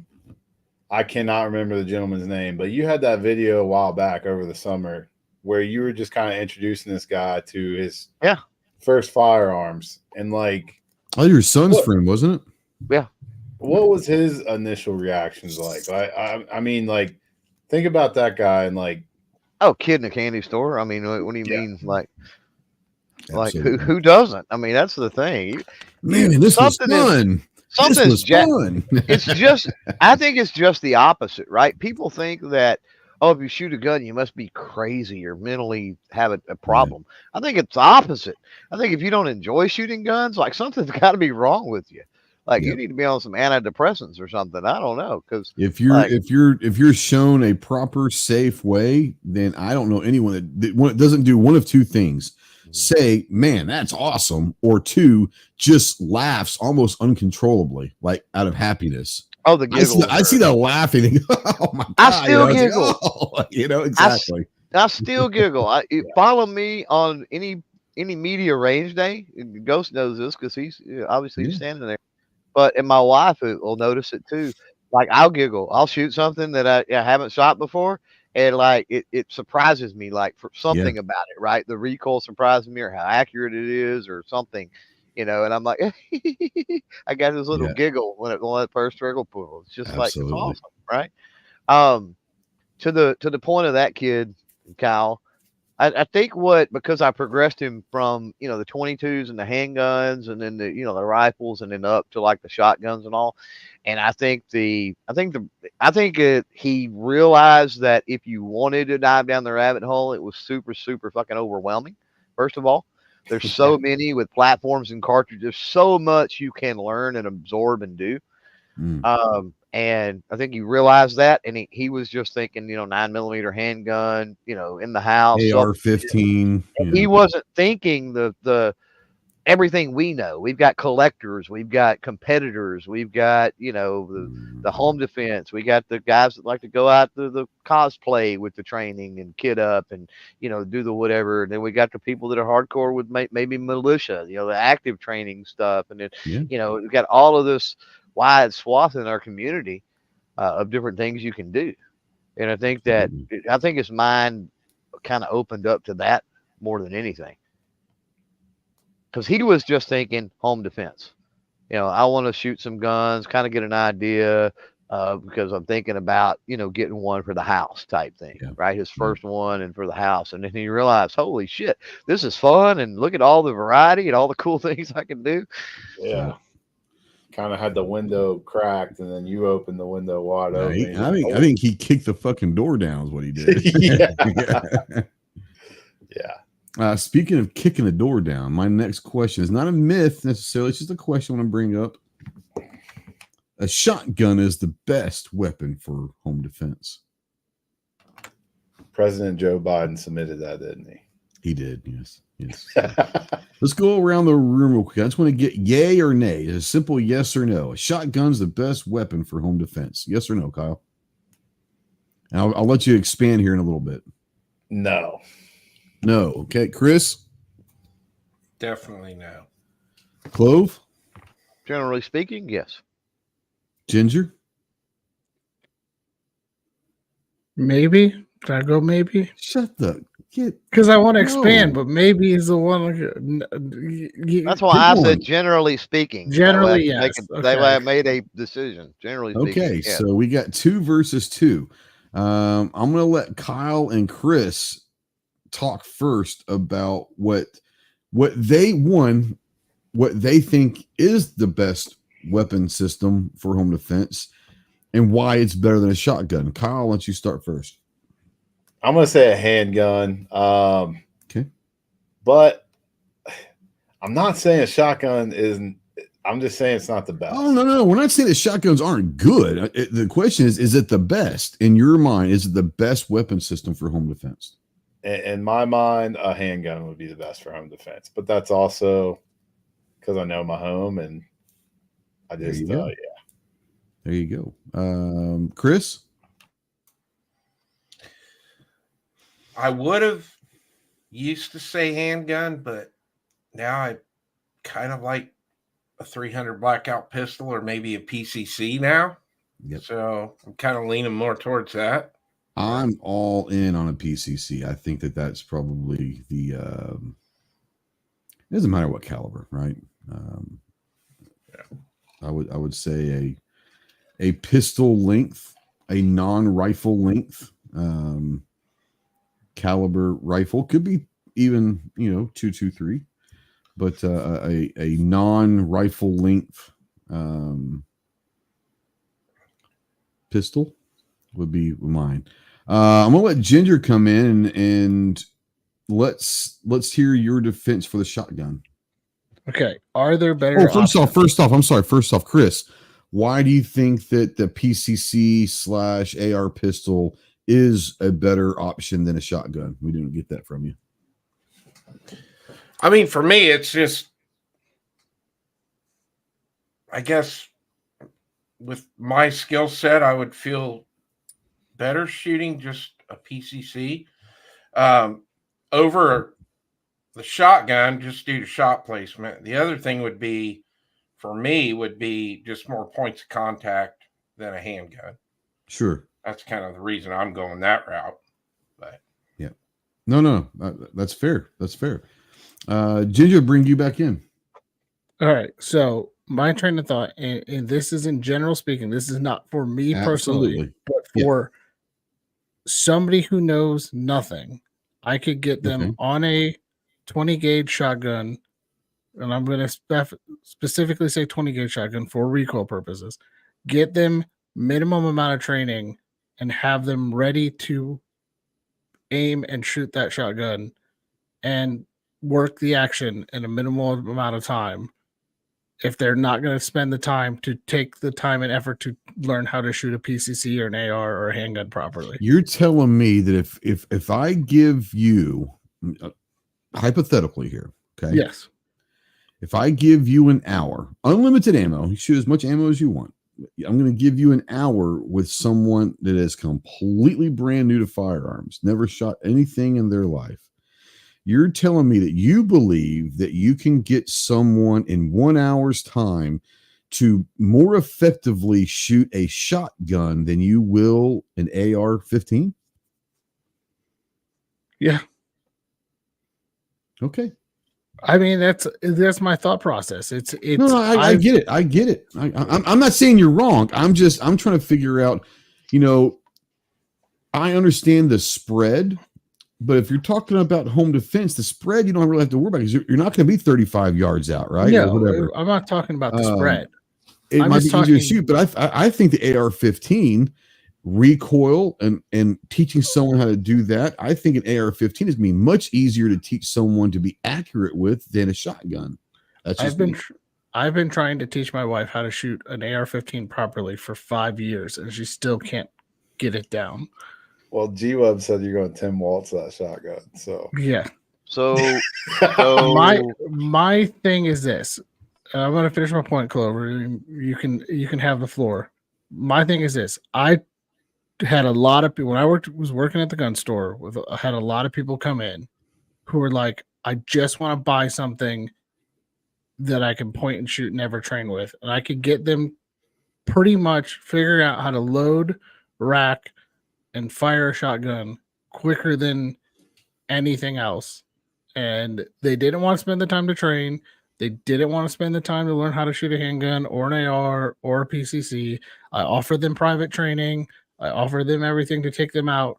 All they wanted was something they could pick up, pump, and fire the shot. And in their head, this is in my opinion is 100% wrong. In their head is that, and this is another myth that we haven't dived into, that racking the shotgun will scare away the intruder. Yeah, I think that the racking of the shotgun under specific conditions and specific people very well could scare some people. In general, no. That's just me. Yeah, no, I'm with you. Absolutely. It can be used as a defense mechanism. Sure. Absolutely. But you could tell them that I've explained, like, in my head, racking a shotgun is giving away your position.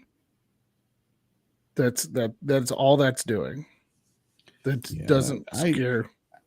At that point, I'm not necessarily worried at that specific point about racking the shotgun. My question is why isn't that shotgun already racked? Well, that's another question that you exactly ask them. But no, I get it. And I'm not saying you're wrong. I'm playing devil's advocate on here. No, but that's my thinking, because working with people who don't want to get training, who don't want to spend the time on the range to learn an AR-15 or learn how to shoot a PCC or learn how to do it, I could teach them how to put the bead in the center of mass and fire at least one shot, if not multiple. And you have much more experience with shotguns than I do. I have much more experience probably with AR style rifles. I'm not saying I do, but I probably have more experience than you in that situation. I believe I could teach someone to shoot an AR style weapon system to be more effective or efficient than I can a shotgun in a quick amount of time. I don't have to worry about, recoil. Let's just be honest. There's almost negative recoil in an AR platform, right? That's just me. I'm going to bring Clover in. You have the floor, sir. Well, I don't know that I disagreed with anything Ginger said. Yeah. I get it. I agree with the 20 gauge, most likely a pump. Is 28 too soft, if you will? There's not enough options in 28. Yeah. It's the problem with 28, and then 12 is too, probably it's you don't need 12. You don't need the spread. No, you don't need all of that with 12. Honestly, is a 410. No. Horrible choice. I'm putting this out there for people to understand. So yes. Yeah. 410 is a horrible choice for any defensive situation, in my opinion. I'm trying to think if there's something to add to what Ginger said. I don't know that there's necessarily anything to add. Let me ask you that same question real quick, Clover. Then is if you had an hour to teach someone to shoot an AR or a shotgun to prepare them for home defense, what do you think that you could teach someone better, AR or a shotgun? Oh, I would have them taught the shotgun in 30 minutes, and the remaining 30 minutes we would talk about scenarios and other important things other than manipulation. And you think so you think it would take you more than 30 minutes to teach someone how to shoot an AR? I don't know that it would, but I don't know that it would. No, okay. But you say effectively. You're using words like effectively and accuracy. Okay, so I'll say for this. Home defense, you're talking efficiently for home defense in the threat inside 30 feet, right? Mm-hmm. Yeah. Are you more likely in the heat of the moment? And the reason that I said generally here is we're not talking about you, anybody on this panel, anybody out there in the live chat now are probably listening to this in fucking replay, right? We are a small percentage of the world or the country. Absolutely. That's why I say in general. So we're talking about people that are likely not like us, right? Yeah. And so if you take a single projectile weapon and put it in the hands of somebody that is not like us, even at 20 or 30 feet, right? Even if you've talked them out on the range and they're nailing targets pretty decent or whatever on the range, and you put them in the high stress environment and whatever, there's a big difference between a single projectile going down the range and multiple projectiles with some semblance of a pattern. Now, obviously, it's not going to spread, right, and be 3 foot or some shit like that. But it's still going to cover a bigger area. It could be 4 or 5 inches, which is huge. Right? That's the difference between at least I got him in the arm or something as opposed to a complete miss, right? So, with all of that, all of those factors in play, and then also when you're talking about a shotgun is one of those things that's like a stepping stone. Archery to me is a stepping stone. But in a defensive situation, I mean, that's pointless and useless, right? We're talking more of Bro, can you imagine walking into someone's house and you see a fucking bow and arrow pointed at your ass? I would not want to get shot with an arrow, dude. Like, that would be the worst. That would be the absolute fucking worst. So shoot me with a gun if you're ever going to shoot me, please. End it quickly for me, man. Oh my God. So that's more of a shooting sports type thing. But, when you get into firearms, like shotgun, it doesn't have quite the connotation of rifles and handguns, right, to it. So it's going to be a little bit easier to get somebody in that in the first place, a little more open to using that in the first place. Now, do they eventually become a bigger part of the community, educate themselves, practice, train, and then move into a handgun or move into a PCC like the vast majority of us probably use, right? Yeah. Like nowadays, I've got a full-size handgun, right? Yeah. There was a time that I had a shotgun. Why? Because I had kids in the house. Yep. And it was a lot easier for them. That shotgun was easier to manipulate, easier to less chance of a miss, the whole 9 yards. Could they shoot handguns? Sure. Could they shoot rifles? Sure. But again, you're talking about that high stress situation and everything else. I wanted to give them every advantage I could possibly give them without potential disadvantages, right? That's a very valid argument. Now I'm not in that situation. It's me. Grab my handgun and I'll go. I'm comfortable and confident. I know I can make it happen, When I say that, I mean, if there's a bump outside, sometimes I'll still grab the 590 for that situation. 590, that's a whole different issue because that's that's a very valid and solid argument. Scott says, I'm gonna throw you guys a curveball. What about snake defense? Shotgun all day, and that's me shooting a shotgun as I'm running away like a little girl from that snake. I'll be crying and screaming. Snakes ain't gonna hurt you. Come on. I got family down in Hazard, and I'll never forget this memory. Like, we was up on a mountain where my Uncle Johnny lives, and there was a timber rattler just chilling under a rock. I didn't even see it. He's like, just stay still. That's the problem with fucking snakes. You don't see it till it's too late. Runs in the house, grabs a shotgun, blasts it, and we go about walking like nothing happened. I was like, okay. Snake shot in a revolver. Oh. Okay. And I'll tell you why. G-Web's going a different route. He's saying just throw the snake at home intruders. Now that's fair. Right. That's good home defense right there. Just throw the snake at them. I'd leave. Carry one of those snake wrangling sticks around. Put them so snake shot out of a revolver, huh? Yeah, here's why I say that. I mean, especially if you're out and you're hunting with dogs and things like that. So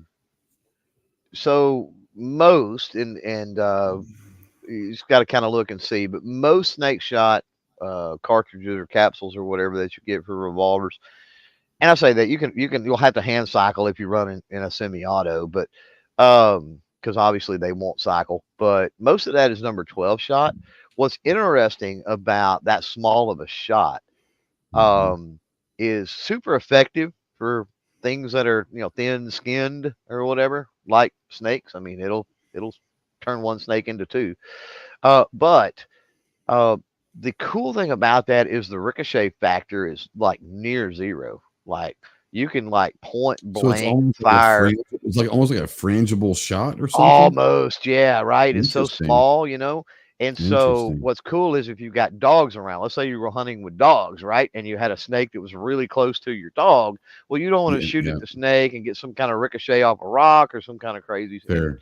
end up hitting your dog. So Fair point. there is a place, just keep in mind there is a place for snake shot capsules.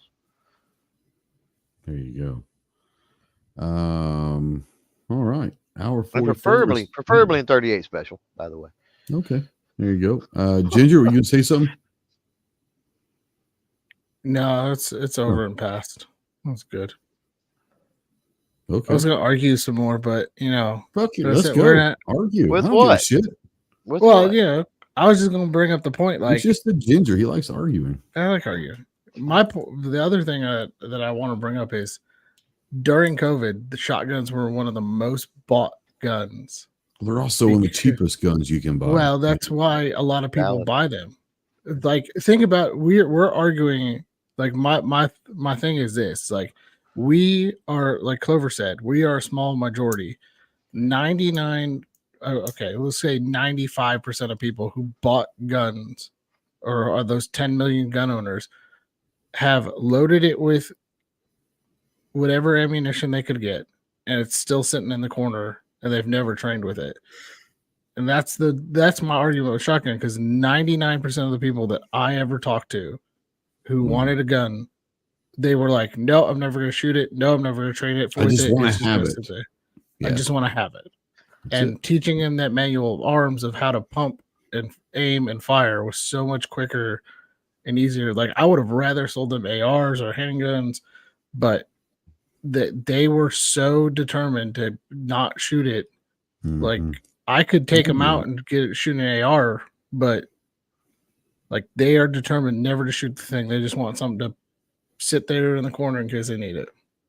Fair point. Absolutely fair point. No doubt. A lot of versatility with a shotgun too, right? As they progress or whatever. You could shoot clays, you could do, bird hunting, you could do, there are things that a handgun or a rifle, a single projectile weapon that you're not going to be able to do. So, maybe they realize that, oh crap, I got a shotgun club down the road. I'm going to take my, shotgun down there. Are they going to be, world-class trap shooters with an 18.5 20-inch barrel shotgun? No. but they could have some fun and then bust a few clays and whatever. Absolutely. Yep. Real quick before we start going through the room real quick, some of you guys remember that tonight we were going to be announcing the winner of the person who we're going to take to SHOT Show 2025.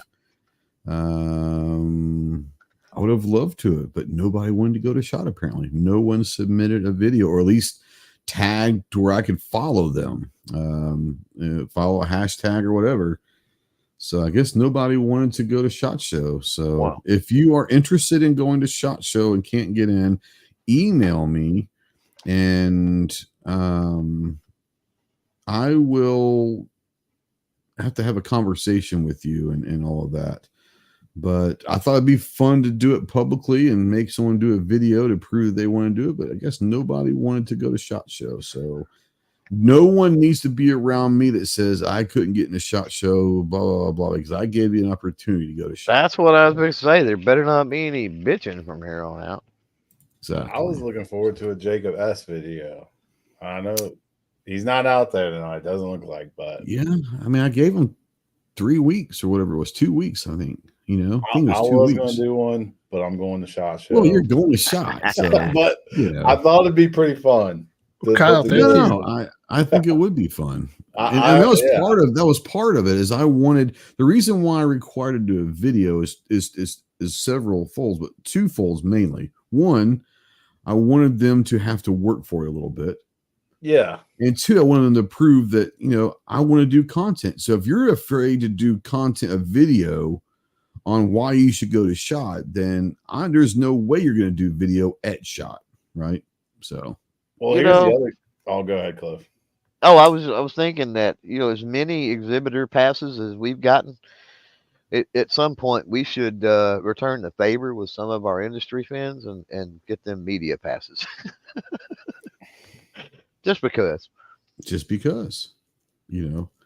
but yeah, it's just one of those things where, it's fine. I mean, I don't, I'm just disappointed that no one wanted to go to SHOT.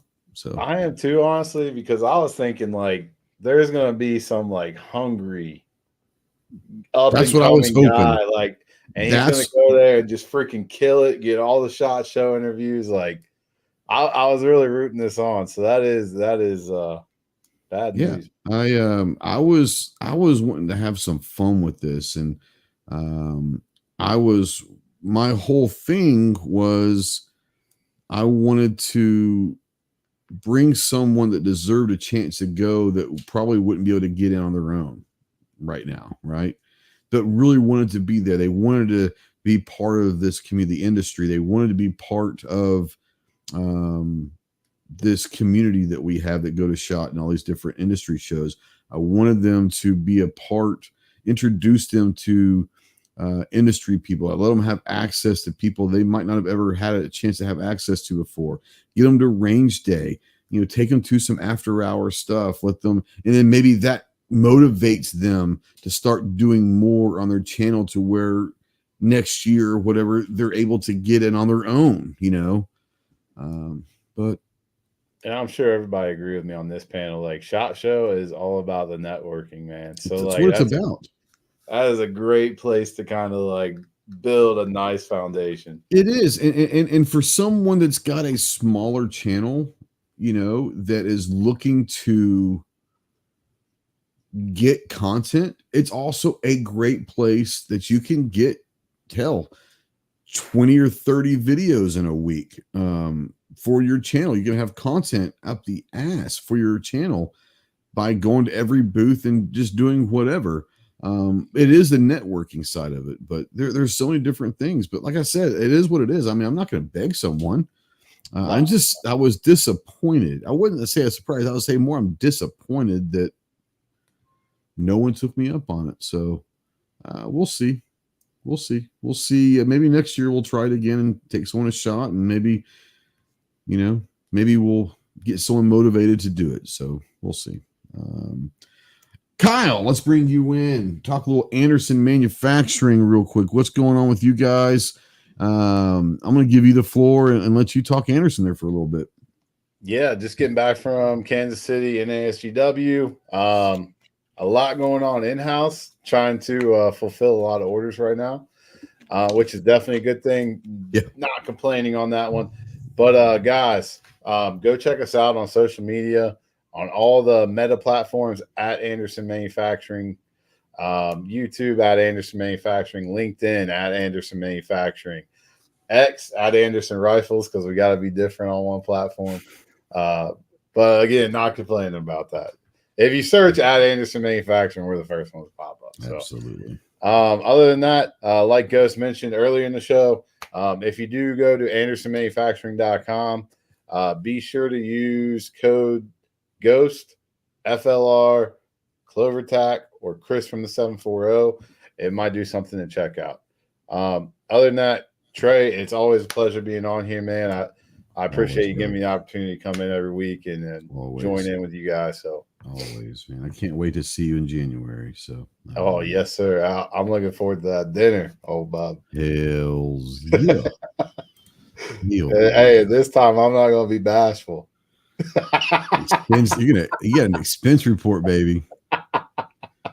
You guys are teaching me stuff. Like I got the Anderson credit card. Let's roll, baby. Chicago Mike says, Kyle, are you going to be at SHOT Show? If so, can I get a quick interview when I get there? Of course, yeah. I don't know, Mike, I'd love to meet you. Are you going to let Mike in your booth? Maybe. Nah. Yes. Yeah. Yeah. No, I'm just joking. You know me. I don't turn anyone down, man. I'll give everybody a shot. So Scott wants to know if you guys track what codes get used the most. We do. And I know I think I slacked on the September report, but I try to send it out to everybody respectively and let them know what their stats are and how many times it gets used and all that. So I love getting that report and seeing how much money was saved. That's a cool thing. Yeah. Like, that's a cool thing to sit there and say, hey man, your code saved someone $3,000 last month. I was like, holy cow, that's awesome, or whatever it is, But yeah. Are we gonna see the shirt come off at SHOT Show? Because that's really what I want to see. I gotta see shirtless Binder. I'm gonna say likely. Maybe one of the after hour things. Maybe not in the booth, but you never know. Here's what I'll do, Kyle. If you donate $20 to GOA, Kyle will take off a shirt, and I will join him at the Anderson booth at some point to take our shirts off. No, but you got to donate $20 to GOA, and we gotta hit $5,000 donated before we'll do it. Is it like a shirtless ginger, like the apocalypse, like trigger? Oh, it'll be pale as hell. The whole floor will be blind. Pale, right? I can't see. Like fucking blinding. Yeah. Ginger, you're more than welcome to join me on Bob. I hope you do get some $20 donations off that. $5,000 and I'll do it. Total. I'm putting it out in the ether. I like where Fluffy's going with this. A shirtless Kyle patch. I'm just saying. I mean, it would. I like where this is going. It would be wrong of me to make my own shirtless Kyle patch. I'm kind of hoping Jen does it at some point, or Jeremy even. But I guess if I did make my own, that could be like my own personal. Like, here you go, dude. Like, don't tell anybody. Do you have to see shirtless Kyle to get the shirtless Kyle patch? Oh, interesting. I mean, only people that were at GOA's range day saw shirtless Kyle. But that's not going to be the only time that ever happens again, I don't think. It's not. I wanted to do it at IV8888, but it just wasn't the right. I just didn't find my moment. You got to feel it, man. No, that's true. That's true. You do have to feel it. You got to feel it. Yep. Chris, what you got going on the channel? Any podcasts coming up, or what kind of videos can we look forward to seeing on the channel? No podcast coming up. You take a little hiatus from the podcasting world right now? Yeah, might be a permanent one. I might just do this show on Tuesdays. That's probably about it. Why?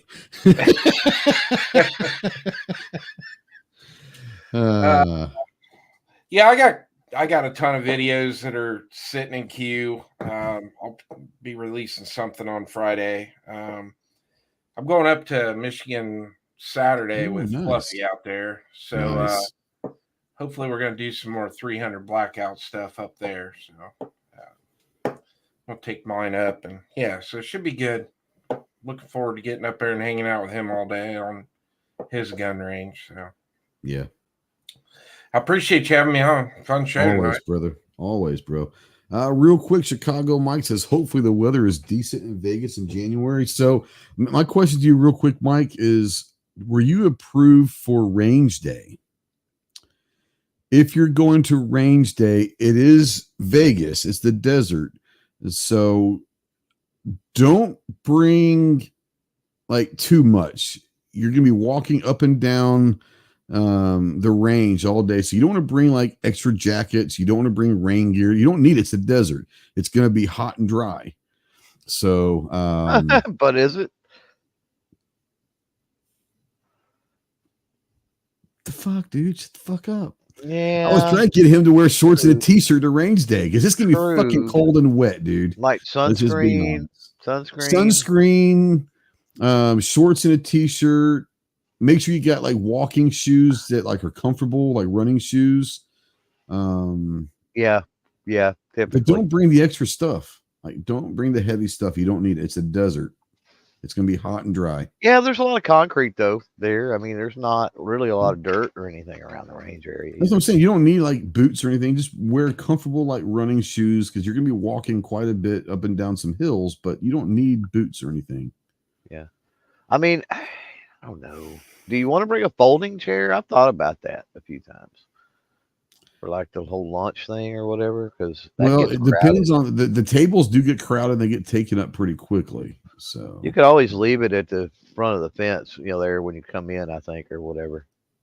Right. Yeah, you could. Or just keep them out in your car and you have to, you have to walk out to your car. Or just go through the secret. Or just go through the secret entrance, Mike. Like if you're walking up to the range, the secret entrance is all the way down to the right down there, and there'll be a lot of shotgunning and stuff going on down there. That's like the media entrance down that way. Yeah. Gio says next I'll be bringing a chair and umbrella. Umbrella.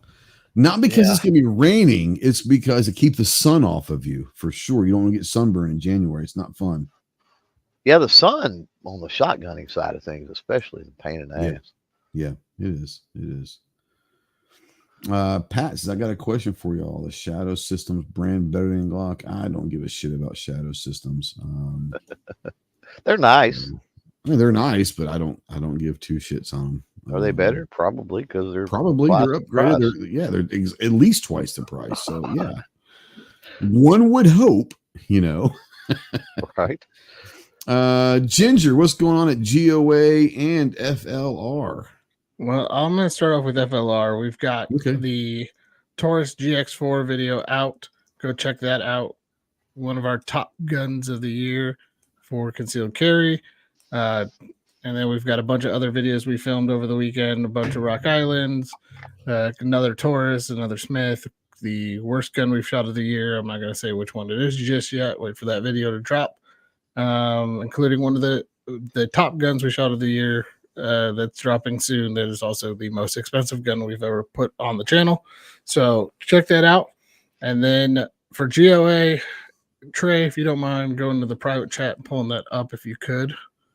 I can do that.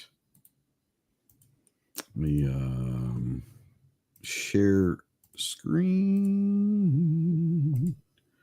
Booyah. So the GOA Mete MC9 is now available. It will be officially launched and announced on Thursday.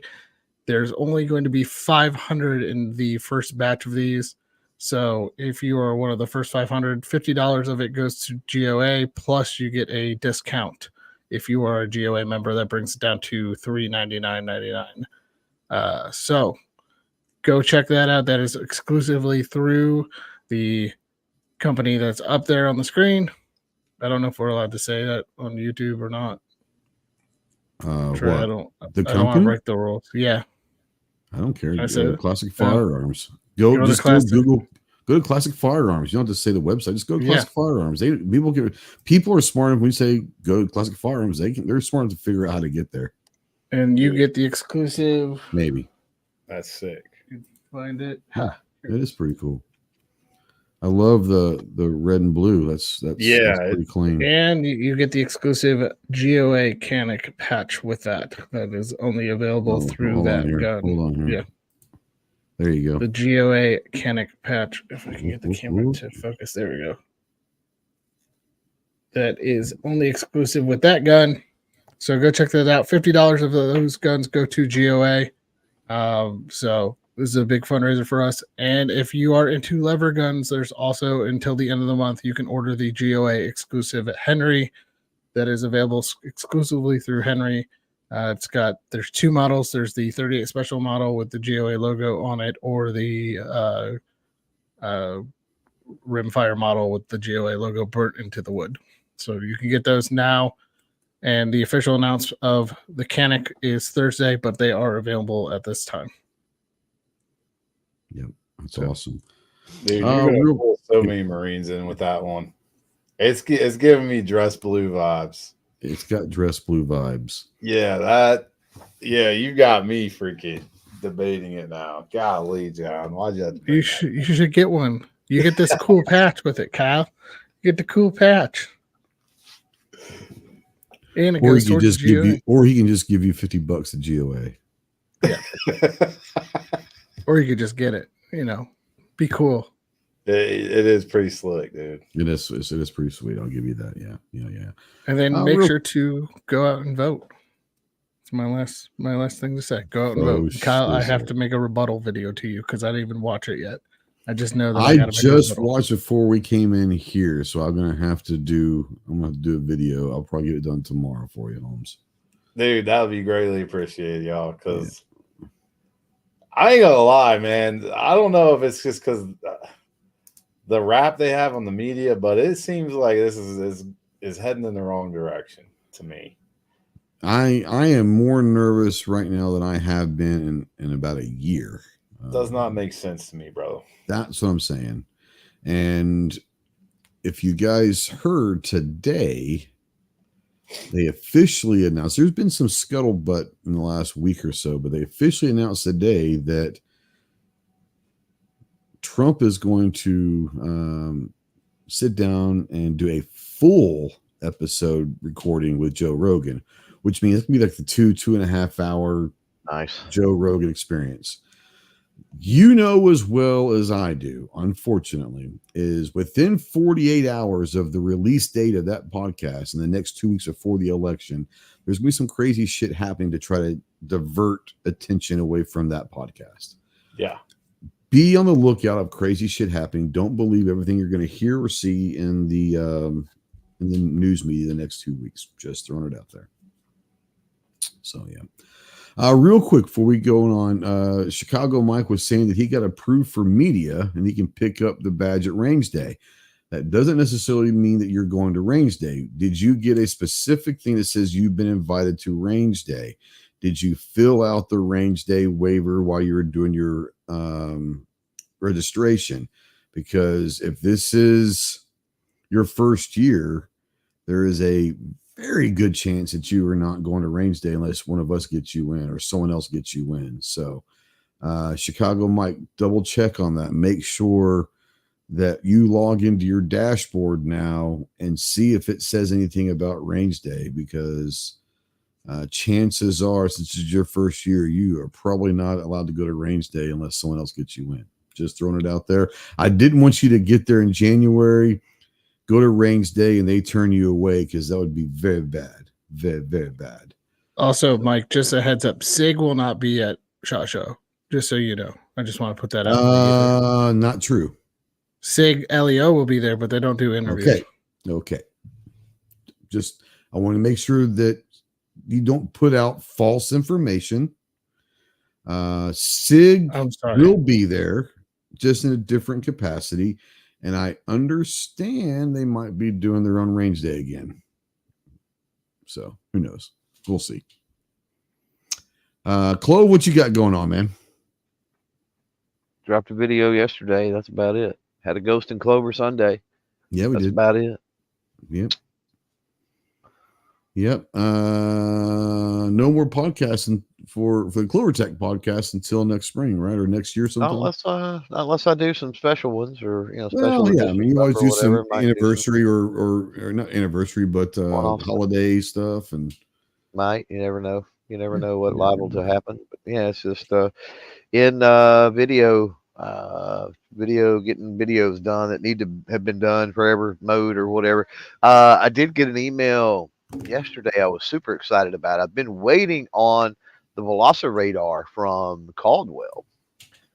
And so that will allow me to get chronograph data back into my videos, which I am super fucking excited about, because I really, as a reloader, we talked about a little bit of loading and stuff earlier, but I really love being able to do that chronograph data, and I know that folks out there enjoy that too. So that Velociradar is easy to set up, supposedly easy to use. I'll have to obviously play with it, do a review on it, but if everything works out, it'll make it really easy to get that stuff back into the content, which I'm looking forward to.